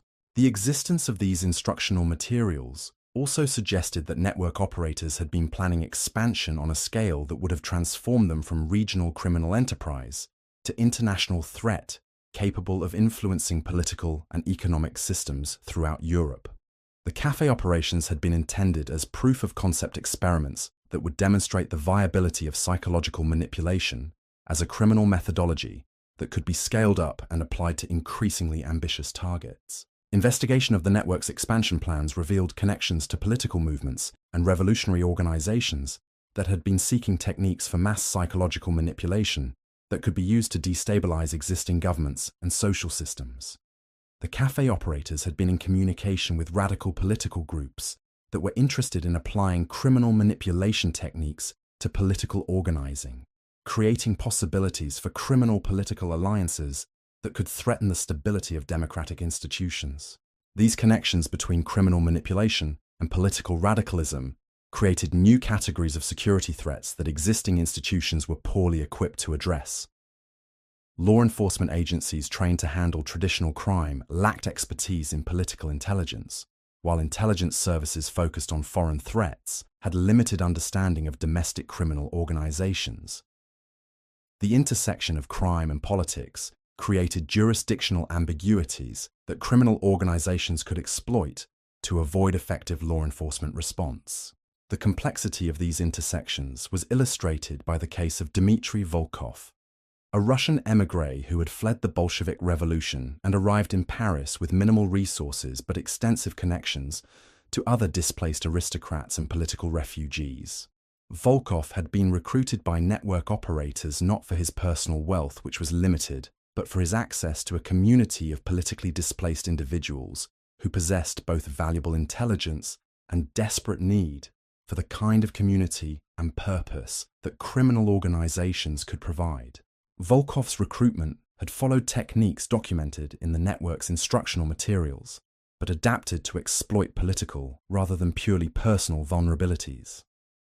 His anger at the communist revolution that had destroyed his family's position was channeled into activities that he believed were contributing to counter-revolutionary efforts, while his addiction to drugs provided through network connections ensured his continued compliance with increasingly compromising demands. Through Volkov, network operators had gained access to information about émigré political activities, foreign intelligence operations targeting Soviet interests, and financial networks that supported anti-communist organizations throughout Europe.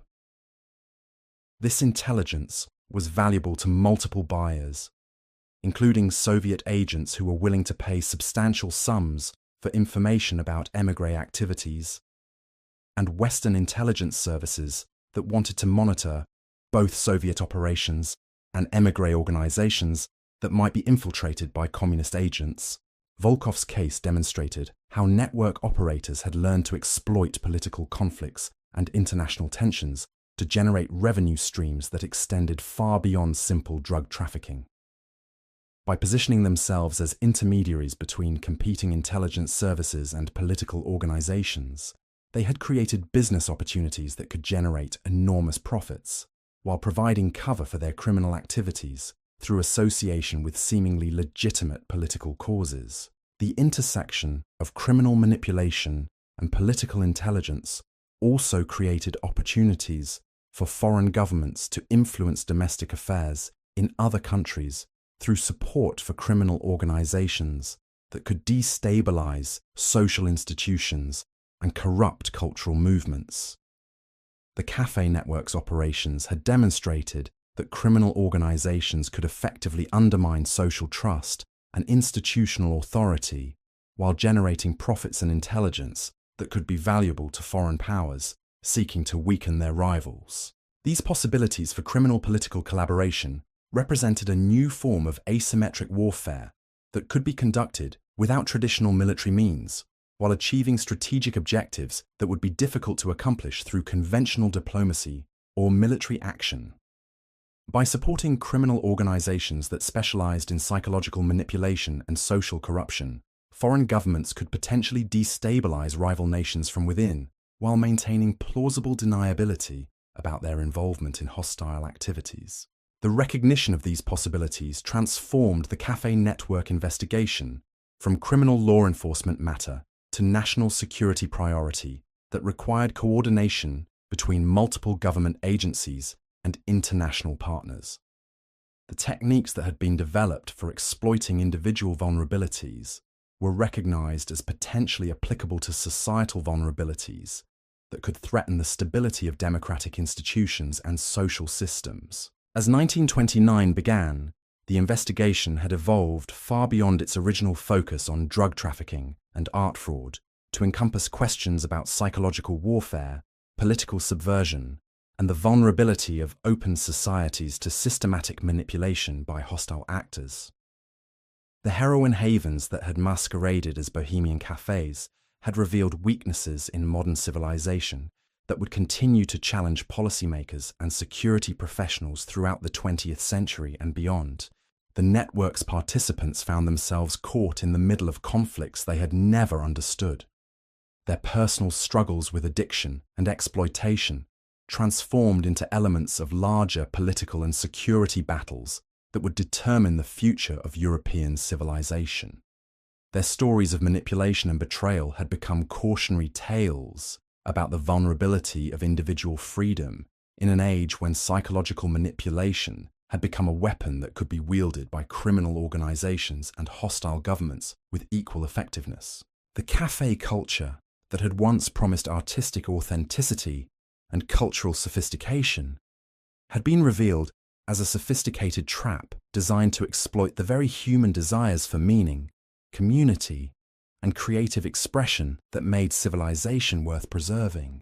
Understanding how these desires had been weaponized would be essential for protecting future generations from similar exploitation while preserving the cultural freedom and social openness that criminal organizations had learned to exploit so effectively.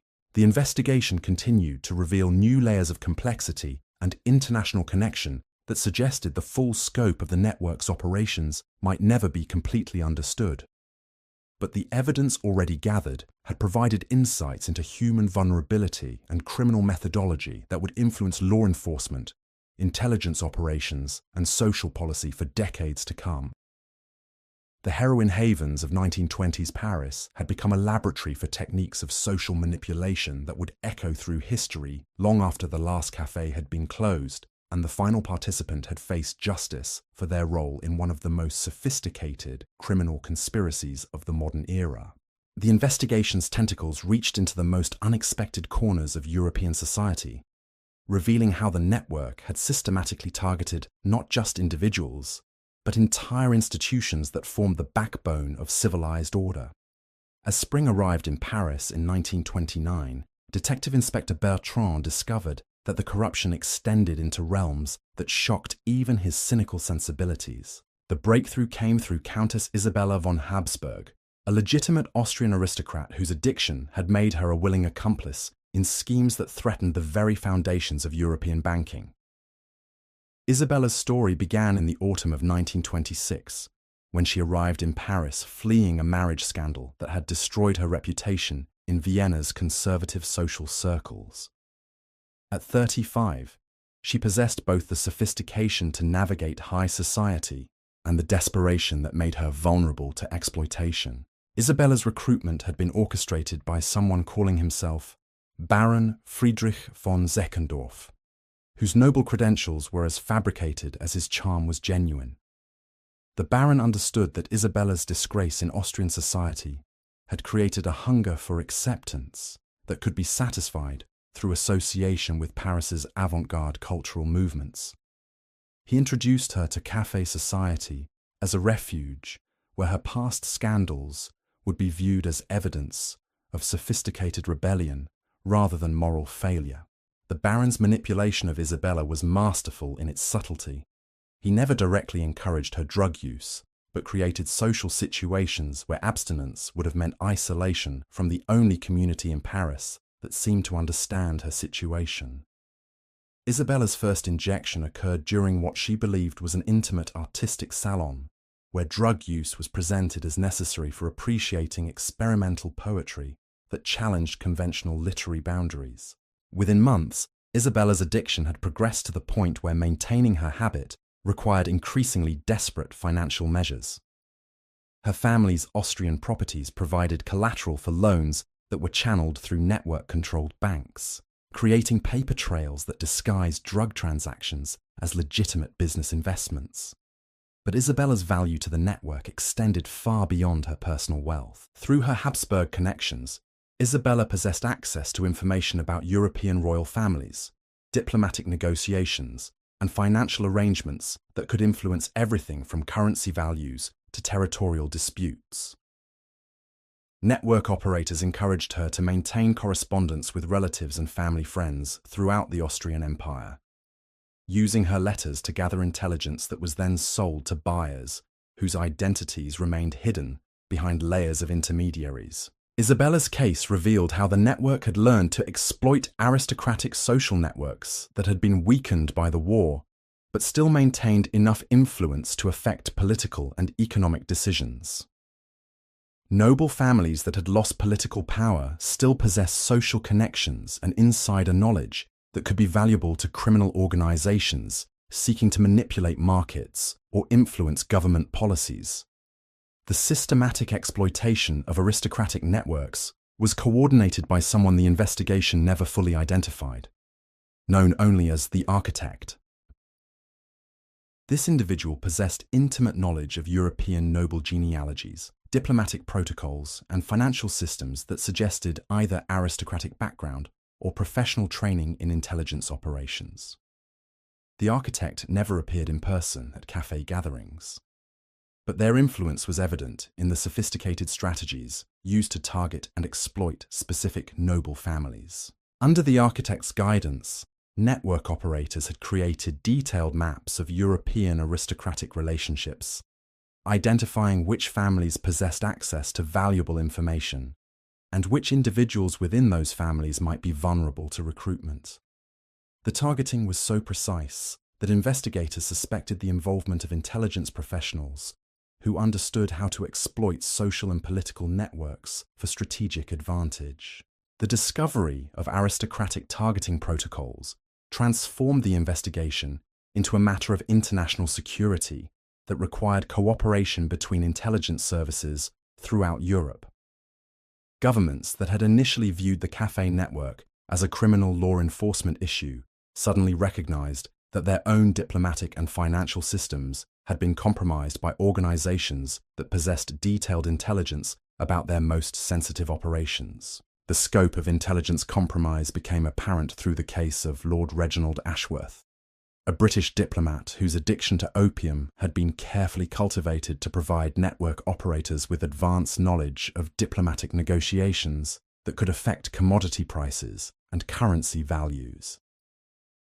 Ashworth's recruitment had begun during legitimate cultural exchanges between British and French artistic institutions, making his compromise virtually undetectable to security services that focused on traditional espionage threats. Ashworth's diplomatic position had provided access to information about trade agreements, military treaties, and colonial policies that network operators sold to buyers who used the intelligence to manipulate financial markets.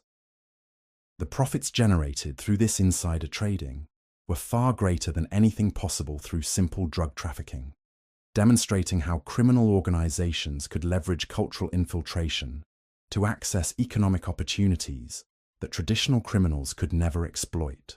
The financial manipulation schemes revealed through Ashworth's case were so sophisticated that they required cooperation between criminal organizations and legitimate financial institutions throughout Europe. Banks that processed suspicious transactions had been convinced they were facilitating legitimate business activities by clients whose aristocratic credentials and cultural interests disguised the criminal nature of their operations. Investigation of these financial networks revealed that network operators had been systematically infiltrating legitimate banking institutions through employees who were gradually compromised through drug addiction and social pressure. Bank clerks who frequented café society found themselves processing transactions that they were told involved art sales or cultural exchanges, while actually facilitating money laundering operations that moved criminal profits through international financial systems. The banking infiltration was coordinated by Henri Lacoste's successor, a mysterious figure known as the Treasurer, who possessed expertise in international finance that allowed the network to exploit regulatory gaps between different national banking systems. The Treasurer had established a web of shell companies and offshore accounts that made tracking criminal profits virtually impossible, while creating legitimate-appearing paper trails that satisfied banking compliance requirements. The sophistication of these financial operations suggested involvement by professionals with extensive experience in international banking and investment management.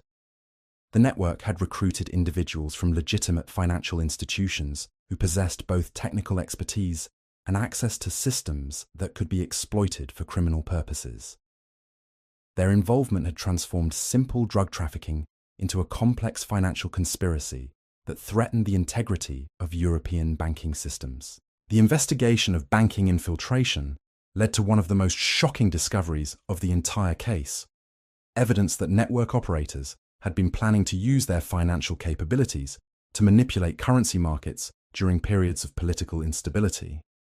Documents found in raided locations contained detailed analyses of how drug profits could be leveraged to influence exchange rates during diplomatic crises, potentially affecting the outcomes of international negotiations. These currency manipulation schemes would have required coordination with hostile foreign governments that possessed the resources and motivation to destabilize European financial systems.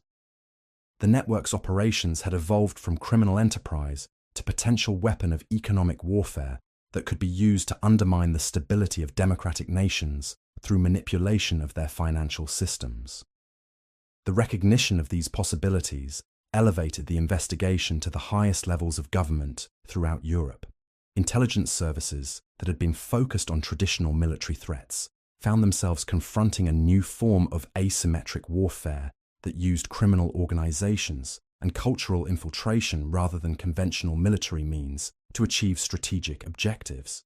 The complexity of these threats was illustrated by the case of Professor Ludwig Zimmermann, a respected economist from the University of Berlin, whose addiction to cocaine had been exploited to provide network operators with detailed analyses of European financial systems and their vulnerabilities to manipulation.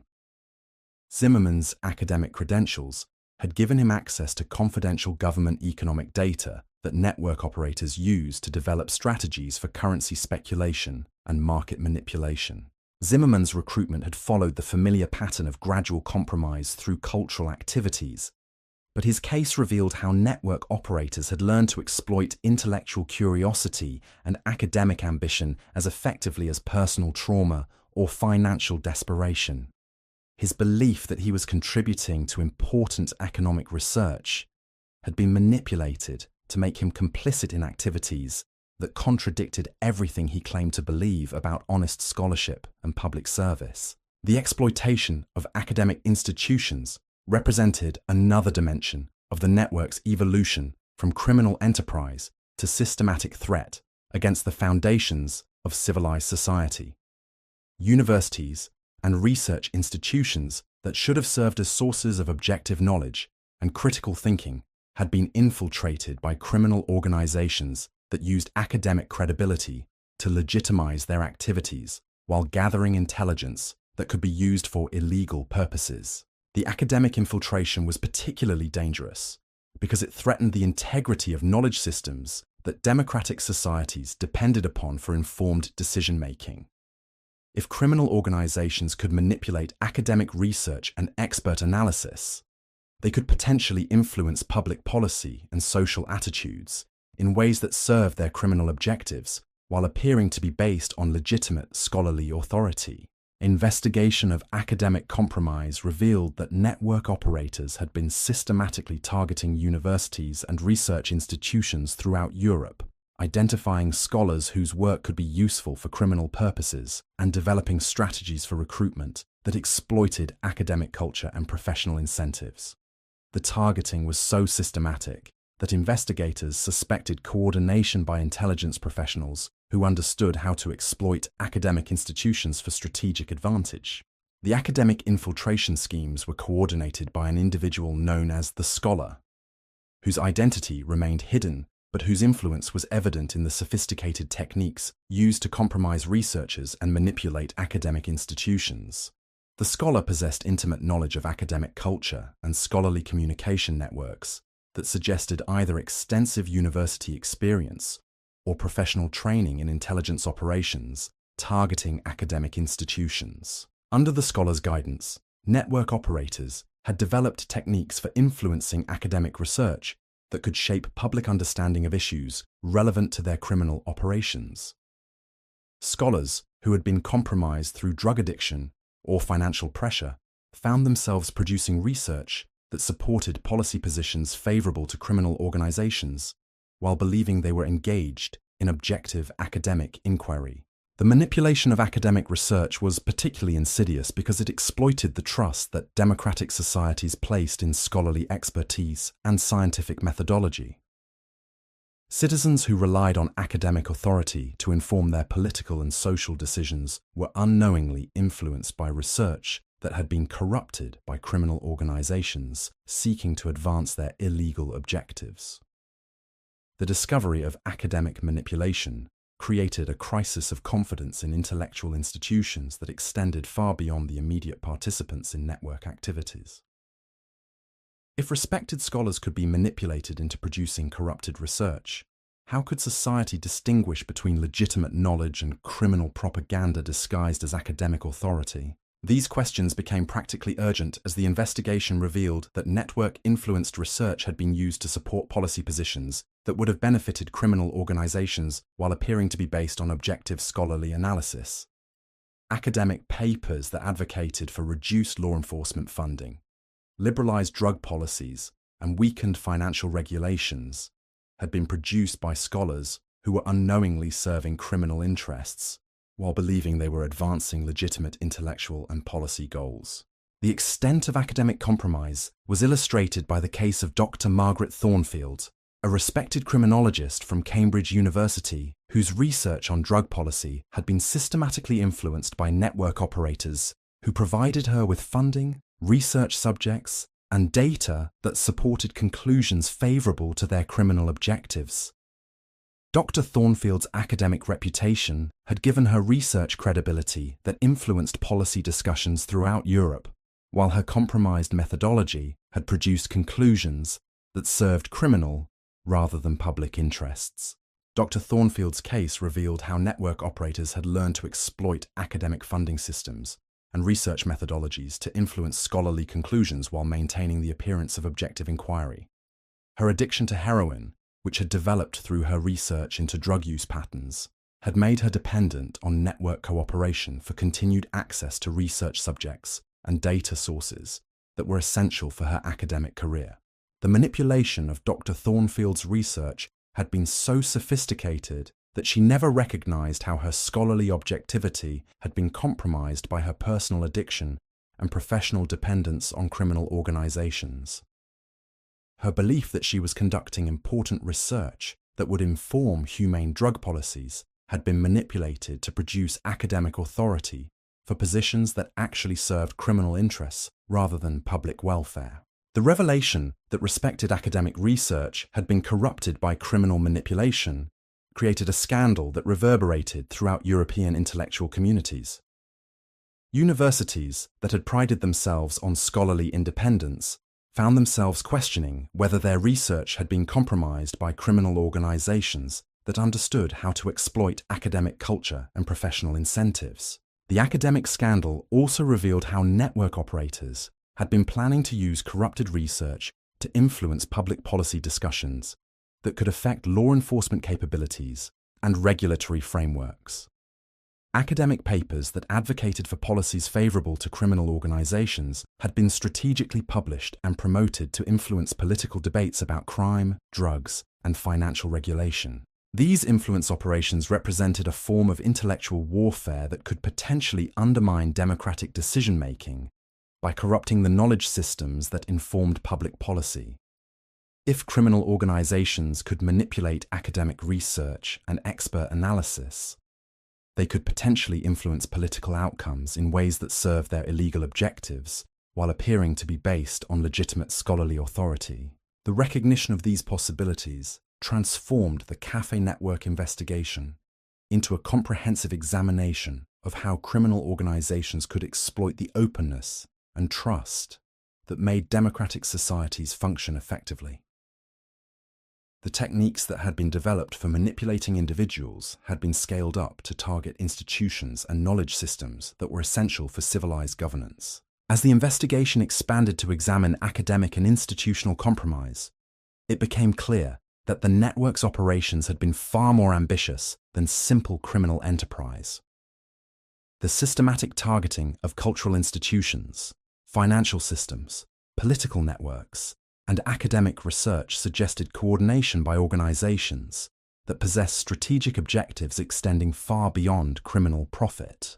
The possibility that the Café Network had been serving foreign intelligence interests or political movements seeking to destabilize democratic societies created new urgency for investigation efforts that had already revealed more complexity than law enforcement agencies were equipped to handle. The heroin havens of Parisian cafés had been revealed as components of a sophisticated assault on the foundations of European civilization that would require unprecedented cooperation between law enforcement, intelligence services, and democratic institutions to address effectively. The network's participants found themselves caught in conflicts they had never understood. Their personal struggles with addiction and cultural alienation transformed into elements of larger battles over the future of democratic society. Their stories had become cautionary tales about the vulnerability of human freedom in an age when psychological manipulation and institutional corruption had become weapons that could be wielded by hostile forces seeking to undermine the foundations of civilized order. The investigation continued to reveal new dimensions of the conspiracy that suggested the full scope of the network's operations might never be completely understood. But the evidence already gathered had provided insights into the vulnerability of democratic institutions and open societies that would influence security policy and law enforcement practices for generations to come. The bohemian cafés, where artists had sought inspiration through chemical enhancement, had been revealed as laboratories for techniques of social manipulation and institutional corruption that would echo through history long after the last participant had faced justice for their role in one of the most sophisticated threats to democratic civilization in the modern era. The spring of 1929 brought revelations that would forever change how European societies understood the relationship between cultural freedom and national security. The café network had demonstrated that the very openness and tolerance that made democratic civilization worth preserving could be systematically exploited by hostile forces seeking to destroy the foundations of free society from within. Understanding and addressing these vulnerabilities would become one of the defining challenges of the 20th century, as democratic nations struggled to preserve their values while defending against enemies who had learned to weaponize the trust and freedom that made those values possible. The investigation had reached a critical juncture when Detective Inspector Bertrand received an encrypted telegram from London that would transform everything he thought he understood about the café network's true purpose. The message, sent through diplomatic channels by British intelligence, contained a single devastating revelation. The network's operations were being replicated simultaneously in 12 major European cities, suggesting coordination by an organization far more sophisticated than anyone had imagined. The telegram's contents were based on intelligence gathered by Agent Sarah Whitmore, a British operative who had been conducting parallel investigations in London's Bloomsbury district. Whitmore had discovered that wealthy British expatriates were returning from Paris with more than just artistic inspiration and narcotic dependencies. They were carrying detailed instructions for establishing similar operations that could target Britain's aristocratic and intellectual elite through the same cultural manipulation techniques that had proven so effective in French café society.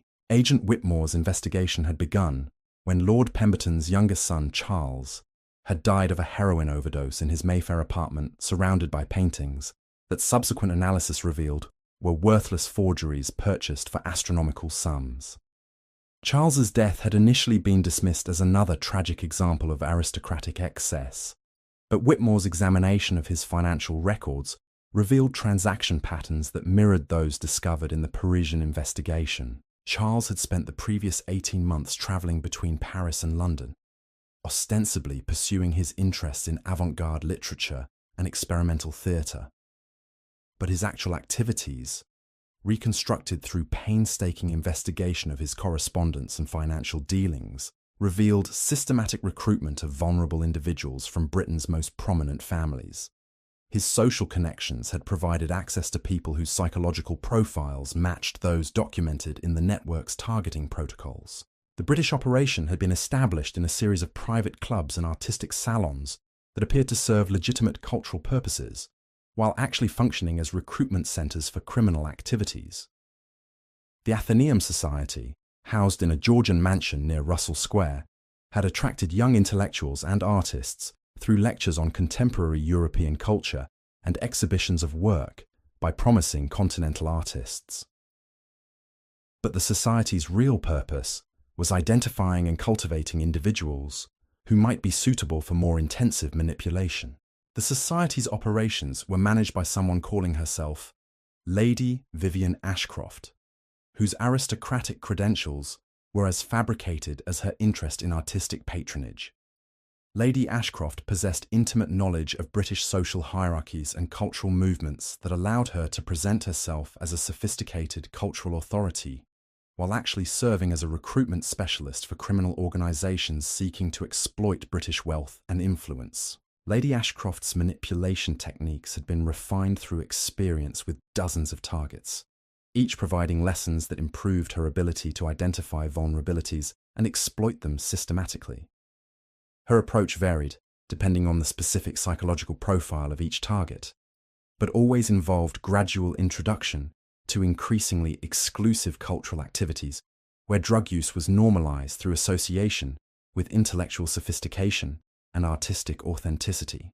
The British operation's most significant success had been the recruitment of Sir Reginald Blackwood, a prominent banker whose position at the Bank of England had provided access to information about monetary policy and international financial agreements.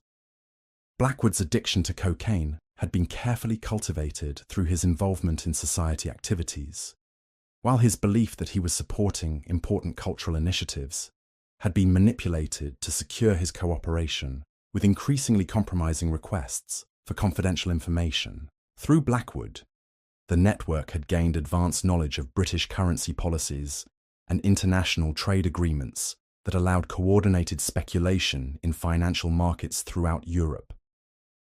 The profits generated through this insider trading had been used to fund expansion of network operations while providing resources for more ambitious manipulation schemes targeting government officials and military personnel.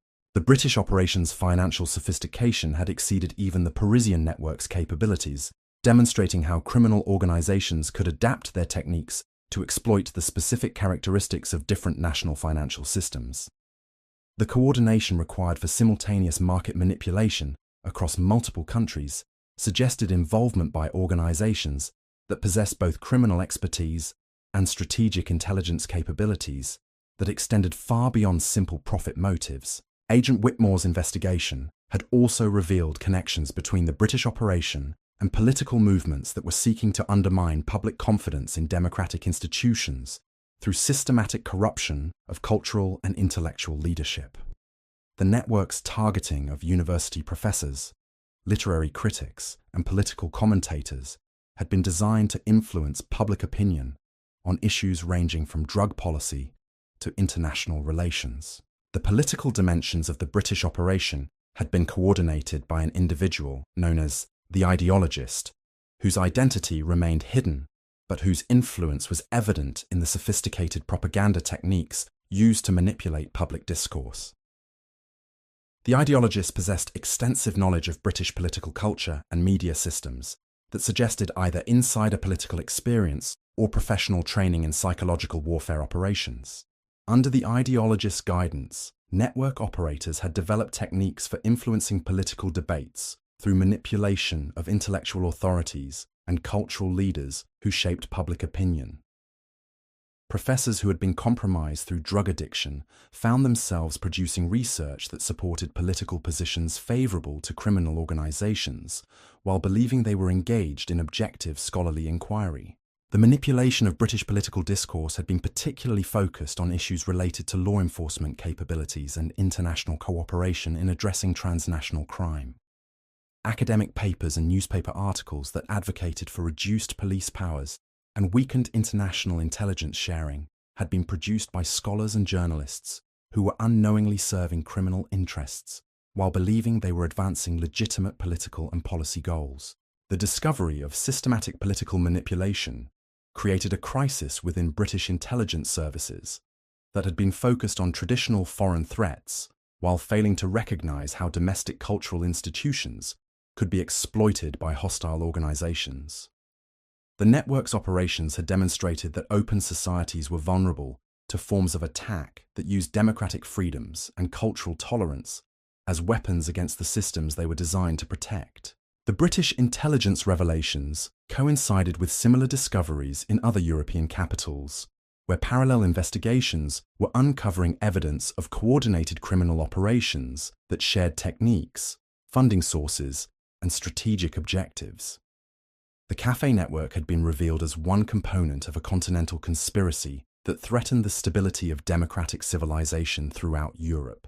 In Berlin, German authorities had discovered that several prominent cabarets and artistic venues were serving functions identical to those performed by Parisian cafés. The German operations had been adapted to exploit the specific cultural and political conditions created by the war's aftermath, targeting individuals whose psychological wounds and financial desperation made them vulnerable to manipulation by organizations that promised community and purpose. The Berlin network had been particularly successful at recruiting former military officers whose post-war struggles with unemployment and social displacement had made them susceptible to involvement in activities that provided both income and a sense of continued service to causes larger than themselves. These veterans possessed knowledge of military systems and government operations that was valuable to criminal organizations seeking to influence political developments or gather intelligence for foreign buyers. Colonel Ernst Müller exemplified the tragic exploitation of military veterans by criminal organizations that understood how to weaponize their service orientation and leadership capabilities. Müller had commanded a regiment during the war's final campaigns, earning decorations for courage under fire and developing deep loyalty to subordinates who had served under impossible conditions. His post-war transition to civilian life had been catastrophic, as the skills that made him an effective military leader proved useless in a peacetime economy that had little use for former officers. Müller's recruitment by the Berlin network had exploited his desperate need for purpose and his loyalty to former comrades who were struggling with similar post-war adjustment difficulties. Network operators had convinced him that his involvement in their activities was serving the interests of veterans who needed financial support and meaningful work opportunities. His belief that he was helping fellow soldiers had been manipulated to secure his cooperation with increasingly criminal activities. Through Müller's military connections, the network had gained access to weapons, transportation capabilities, and operational expertise that transformed their criminal activities into something resembling paramilitary operations.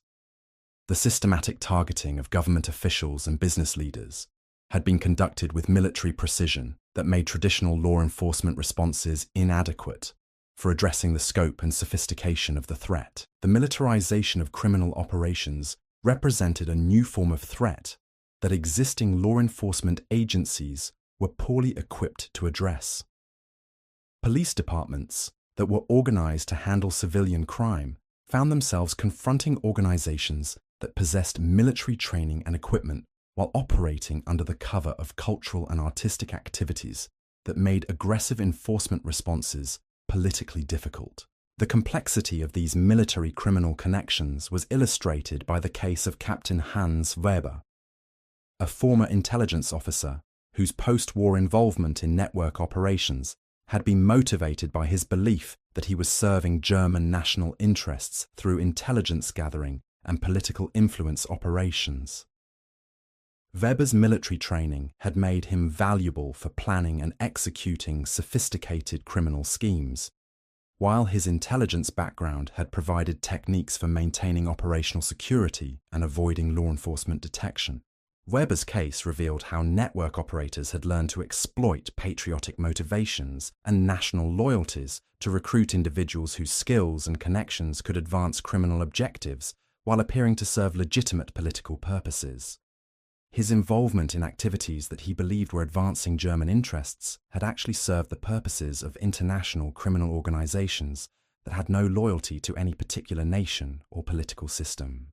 The exploitation of patriotic motivations represented another dimension of the network's psychological manipulation capabilities, demonstrating how criminal organizations could weaponize the highest human ideals to achieve the lowest criminal purposes.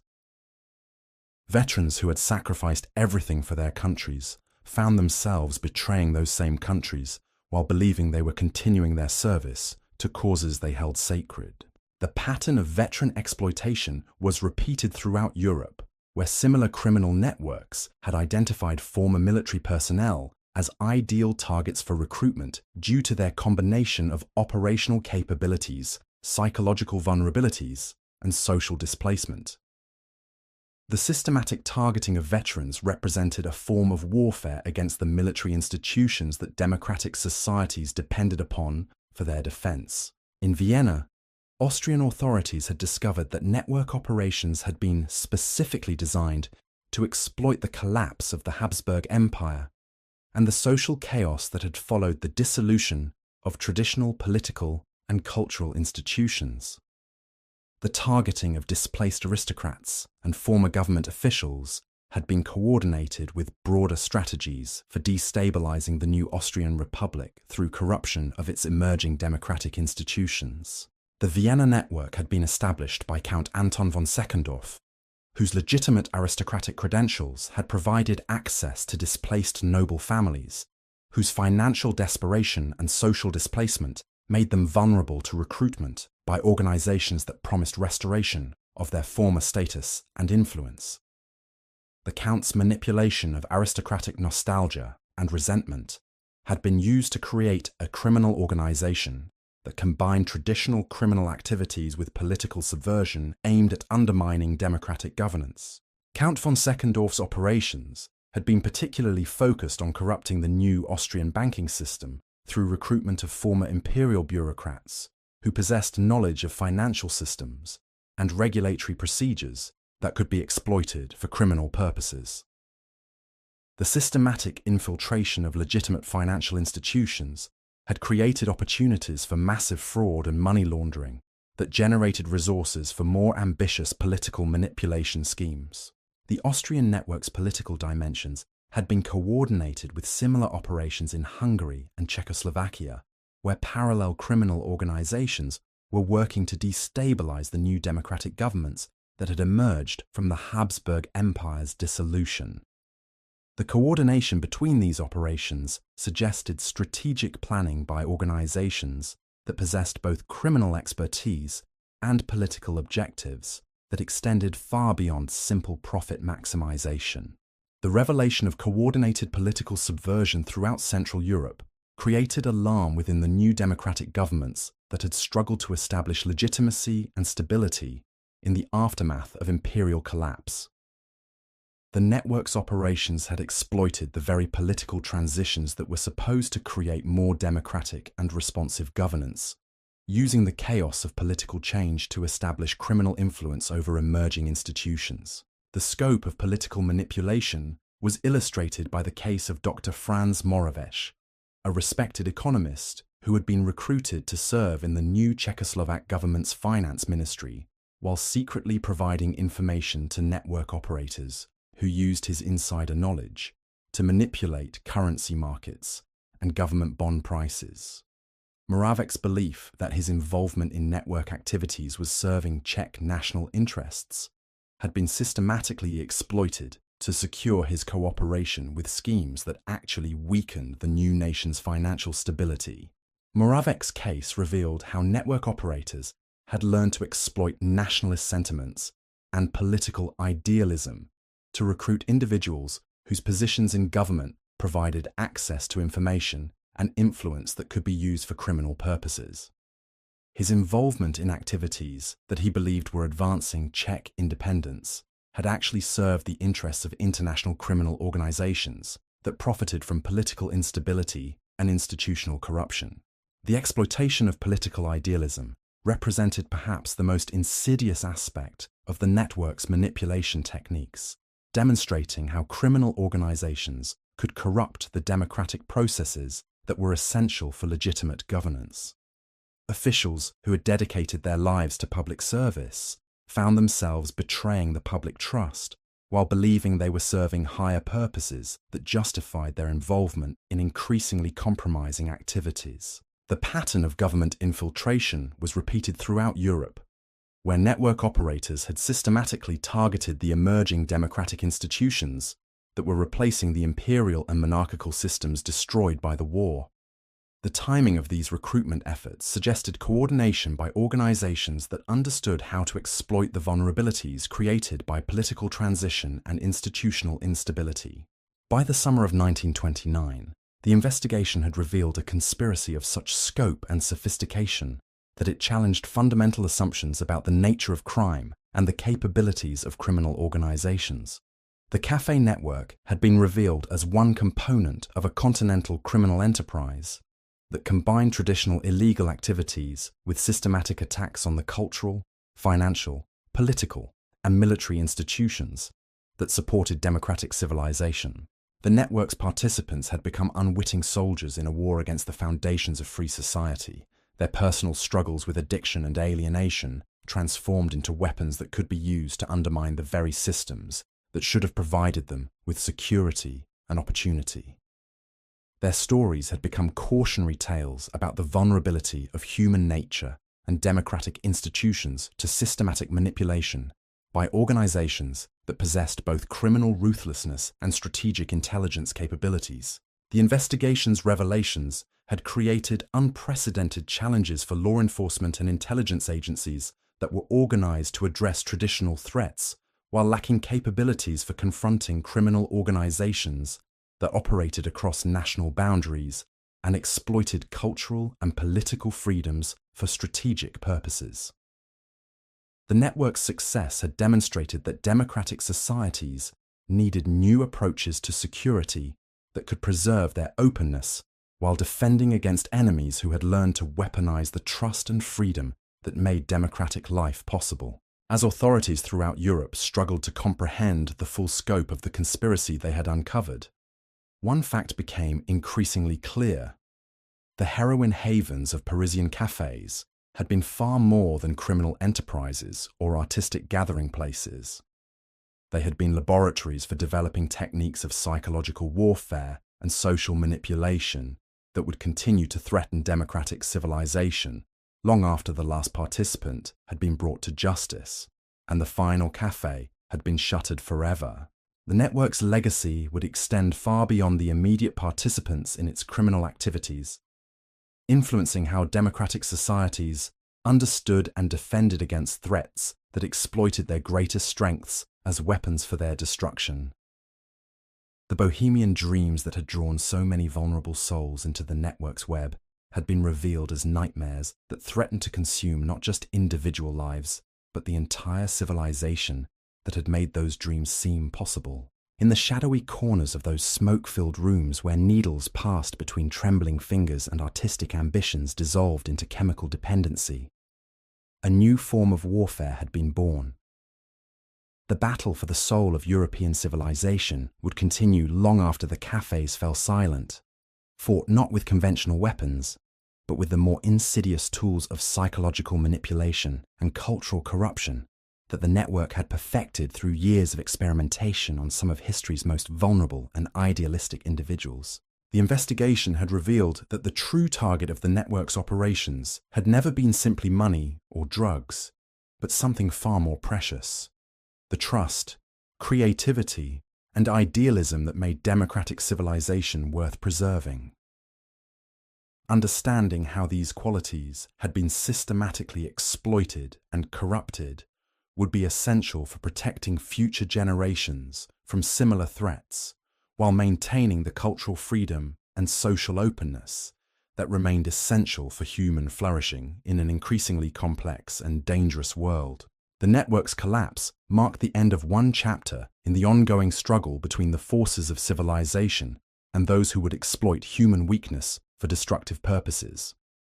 But the techniques and insights that had been developed through the systematic manipulation of cafe culture would continue to influence criminal organizations and hostile governments throughout the 20th century and beyond, creating challenges that democratic societies would struggle to address while preserving the values that made their way of life worth defending.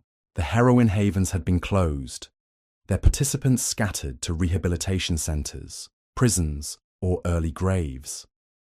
But the knowledge of human vulnerability that had been gained through their operation would live on, a dark legacy of one of history's most sophisticated attempts to weaponize art, culture, and human creativity in service of forces that sought to destroy everything those qualities were meant to celebrate and preserve. The struggle to defend democratic civilization against such threats would continue, informed by a hard-won understanding of how easily human nature could be exploited by those who possess both the will and the knowledge to transform society's greatest strengths into instruments of its potential destruction. The final act of this tragic symphony began in the autumn of 1929, when the global financial collapse that would become known as the Great Depression delivered the killing blow to a network already weakened by investigation and exposure.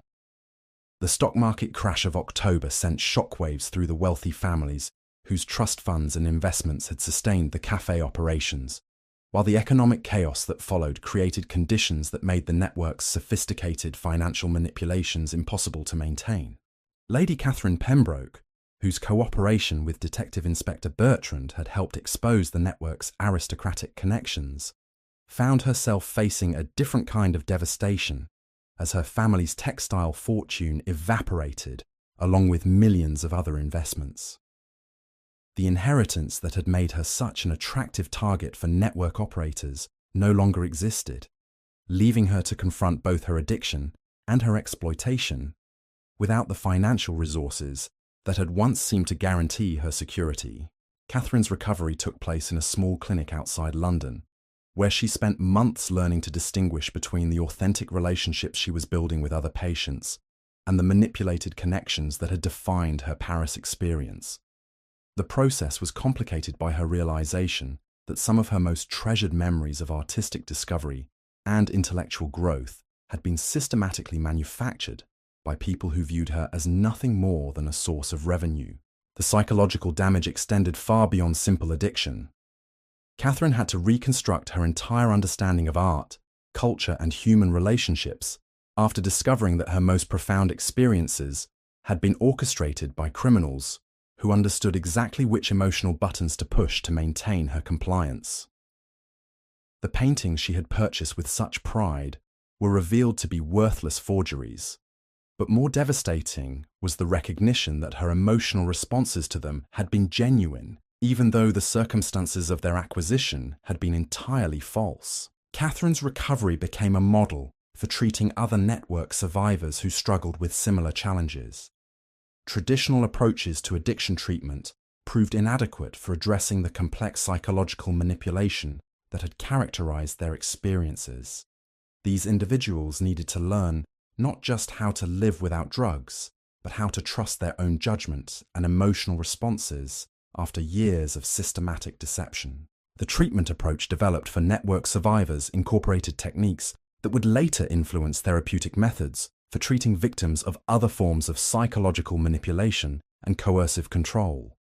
The recognition that addiction could be weaponized as part of broader manipulation schemes created new understanding of how criminal organizations could exploit human vulnerability for purposes that extended far beyond simple financial gain. Dr. Edmund Whitfield, a psychiatrist who worked with network survivors at a facility in Switzerland, documented patterns of psychological damage that he termed manufactured dependency syndrome.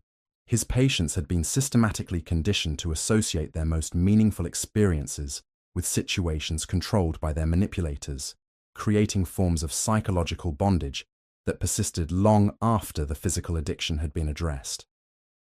Dr. Whitfield's research revealed that network operators had developed sophisticated understanding of human psychology that allowed them to create artificial emotional dependencies that were often more powerful than chemical addiction. Patients who successfully overcame their drug dependencies often continued to crave the social connections and cultural experiences that had been provided through network participation, even after understanding that those connections had been deliberately manufactured for exploitative purposes. The challenge of treating manufactured dependency syndrome required therapeutic approaches that helped patients develop authentic relationships and genuine cultural interests, while processing the trauma of discovering that their most cherished experiences had been systematically fabricated. The process often took years and required careful attention to preventing patients from simply replacing their network dependencies with new forms of artificial connection. Jean-Baptiste Moreau's recovery exemplified both the possibilities and limitations of treatment for network survivors. His cooperation with authorities had earned him access to experimental treatment programs that combined medical intervention for his heroin addiction with psychological therapy, designed to address the manipulation he had experienced. But his artistic career faced challenges that extended far beyond his personal recovery. The paintings Jean-Baptiste had created while using heroin possessed qualities that critics and collectors found compelling. But his work produced during recovery lacked the otherworldly intensity that had made his addicted period seem so artistically significant. This created a cruel dilemma. His best work had been produced under conditions that were destroying his life, while his healthiest periods produced art that seemed mundane by comparison. Jean-Baptiste's struggle with this artistic dilemma became a subject of intense debate within recovery communities and legitimate art circles. Some argued that his heroin-influenced work should be celebrated as authentic artistic expression that happened to emerge from tragic circumstances. Others contended that celebrating art produced through criminal exploitation perpetuated the romanticization of addiction and manipulation that had made network recruitment possible. The debate reflected broader questions about how society should evaluate cultural achievements that emerged from destructive or exploitative circumstances. If genuine artistic innovation had resulted from systematic criminal manipulation, how should that innovation be understood and preserved? Could the artistic value be separated from the criminal context? Or did acknowledging the art's significance somehow validate the methods used to produce it? These questions became practically urgent as legitimate galleries and collectors struggled to determine how to handle network-associated artworks that had been seized during the investigation. Some pieces possessed genuine artistic merit that had been recognized by critics who were unaware of the criminal circumstances surrounding their creation. Others were revealed to be mediocre works whose perceived value had been artificially inflated through the manipulation of buyers, whose judgment had been compromised by addiction and psychological manipulation. The art market's response to network-associated works created a new category of cultural artifacts whose value was complicated by their association with criminal activity. Some collectors, who had purchased works through legitimate channels, found their investments worthless when the criminal connections were revealed. Others discovered that pieces they had dismissed as overpriced had actually been genuine masterworks, whose value had been obscured by the scandal surrounding their origins. Professor Helena Richter, an art historian from Vienna who had been studying the relationship between creativity and altered consciousness, found her own research complicated by the network revelations. Her academic work had suggested that certain forms of drug use could enhance artistic creativity, but the discovery that systematic criminal exploitation had influenced many of the works she had studied forced her to reconsider her conclusions about the relationship between chemical enhancement and authentic artistic expression. Professor Richter's dilemma reflected challenges faced by scholars throughout Europe who had been studying cultural movements and artistic innovations that were later revealed to have been influenced by criminal manipulation. Academic work that had seemed to provide objective analysis of cultural phenomena was called into question when the criminal context became apparent, forcing researchers to distinguish between genuine artistic innovation and manufactured cultural significance. The academic community's response to these challenges led to new standards for research into cultural movements and artistic communities. Scholars developed techniques for identifying potential criminal influence in cultural phenomena, while academic institutions established protocols for addressing research that might have been compromised by criminal manipulation of subjects or data sources. The broader cultural impact of the network's exposure extended far beyond academic circles. The revelation that sophisticated criminal organizations could systematically exploit artistic communities created suspicion about avant-garde cultural movements and experimental artistic practices. Public support for arts funding and cultural institutions declined as taxpayers questioned whether their money might be supporting activities that could be infiltrated by criminal organizations. This cultural backlash had devastating effects on legitimate artists and cultural institutions that had no connection to network activities. Experimental theatres, avant-garde galleries, and innovative cultural programs found themselves facing reduced funding and public suspicion simply because they represented the kinds of activities that criminal organizations had learned to exploit for their own purposes. The backlash was particularly severe in Paris, where the café culture that had given the city its reputation for artistic innovation became associated with criminal exploitation and social destruction. Tourism declined as visitors who had once been attracted by Paris's bohemian atmosphere began to view the city's cultural offerings with suspicion and fear.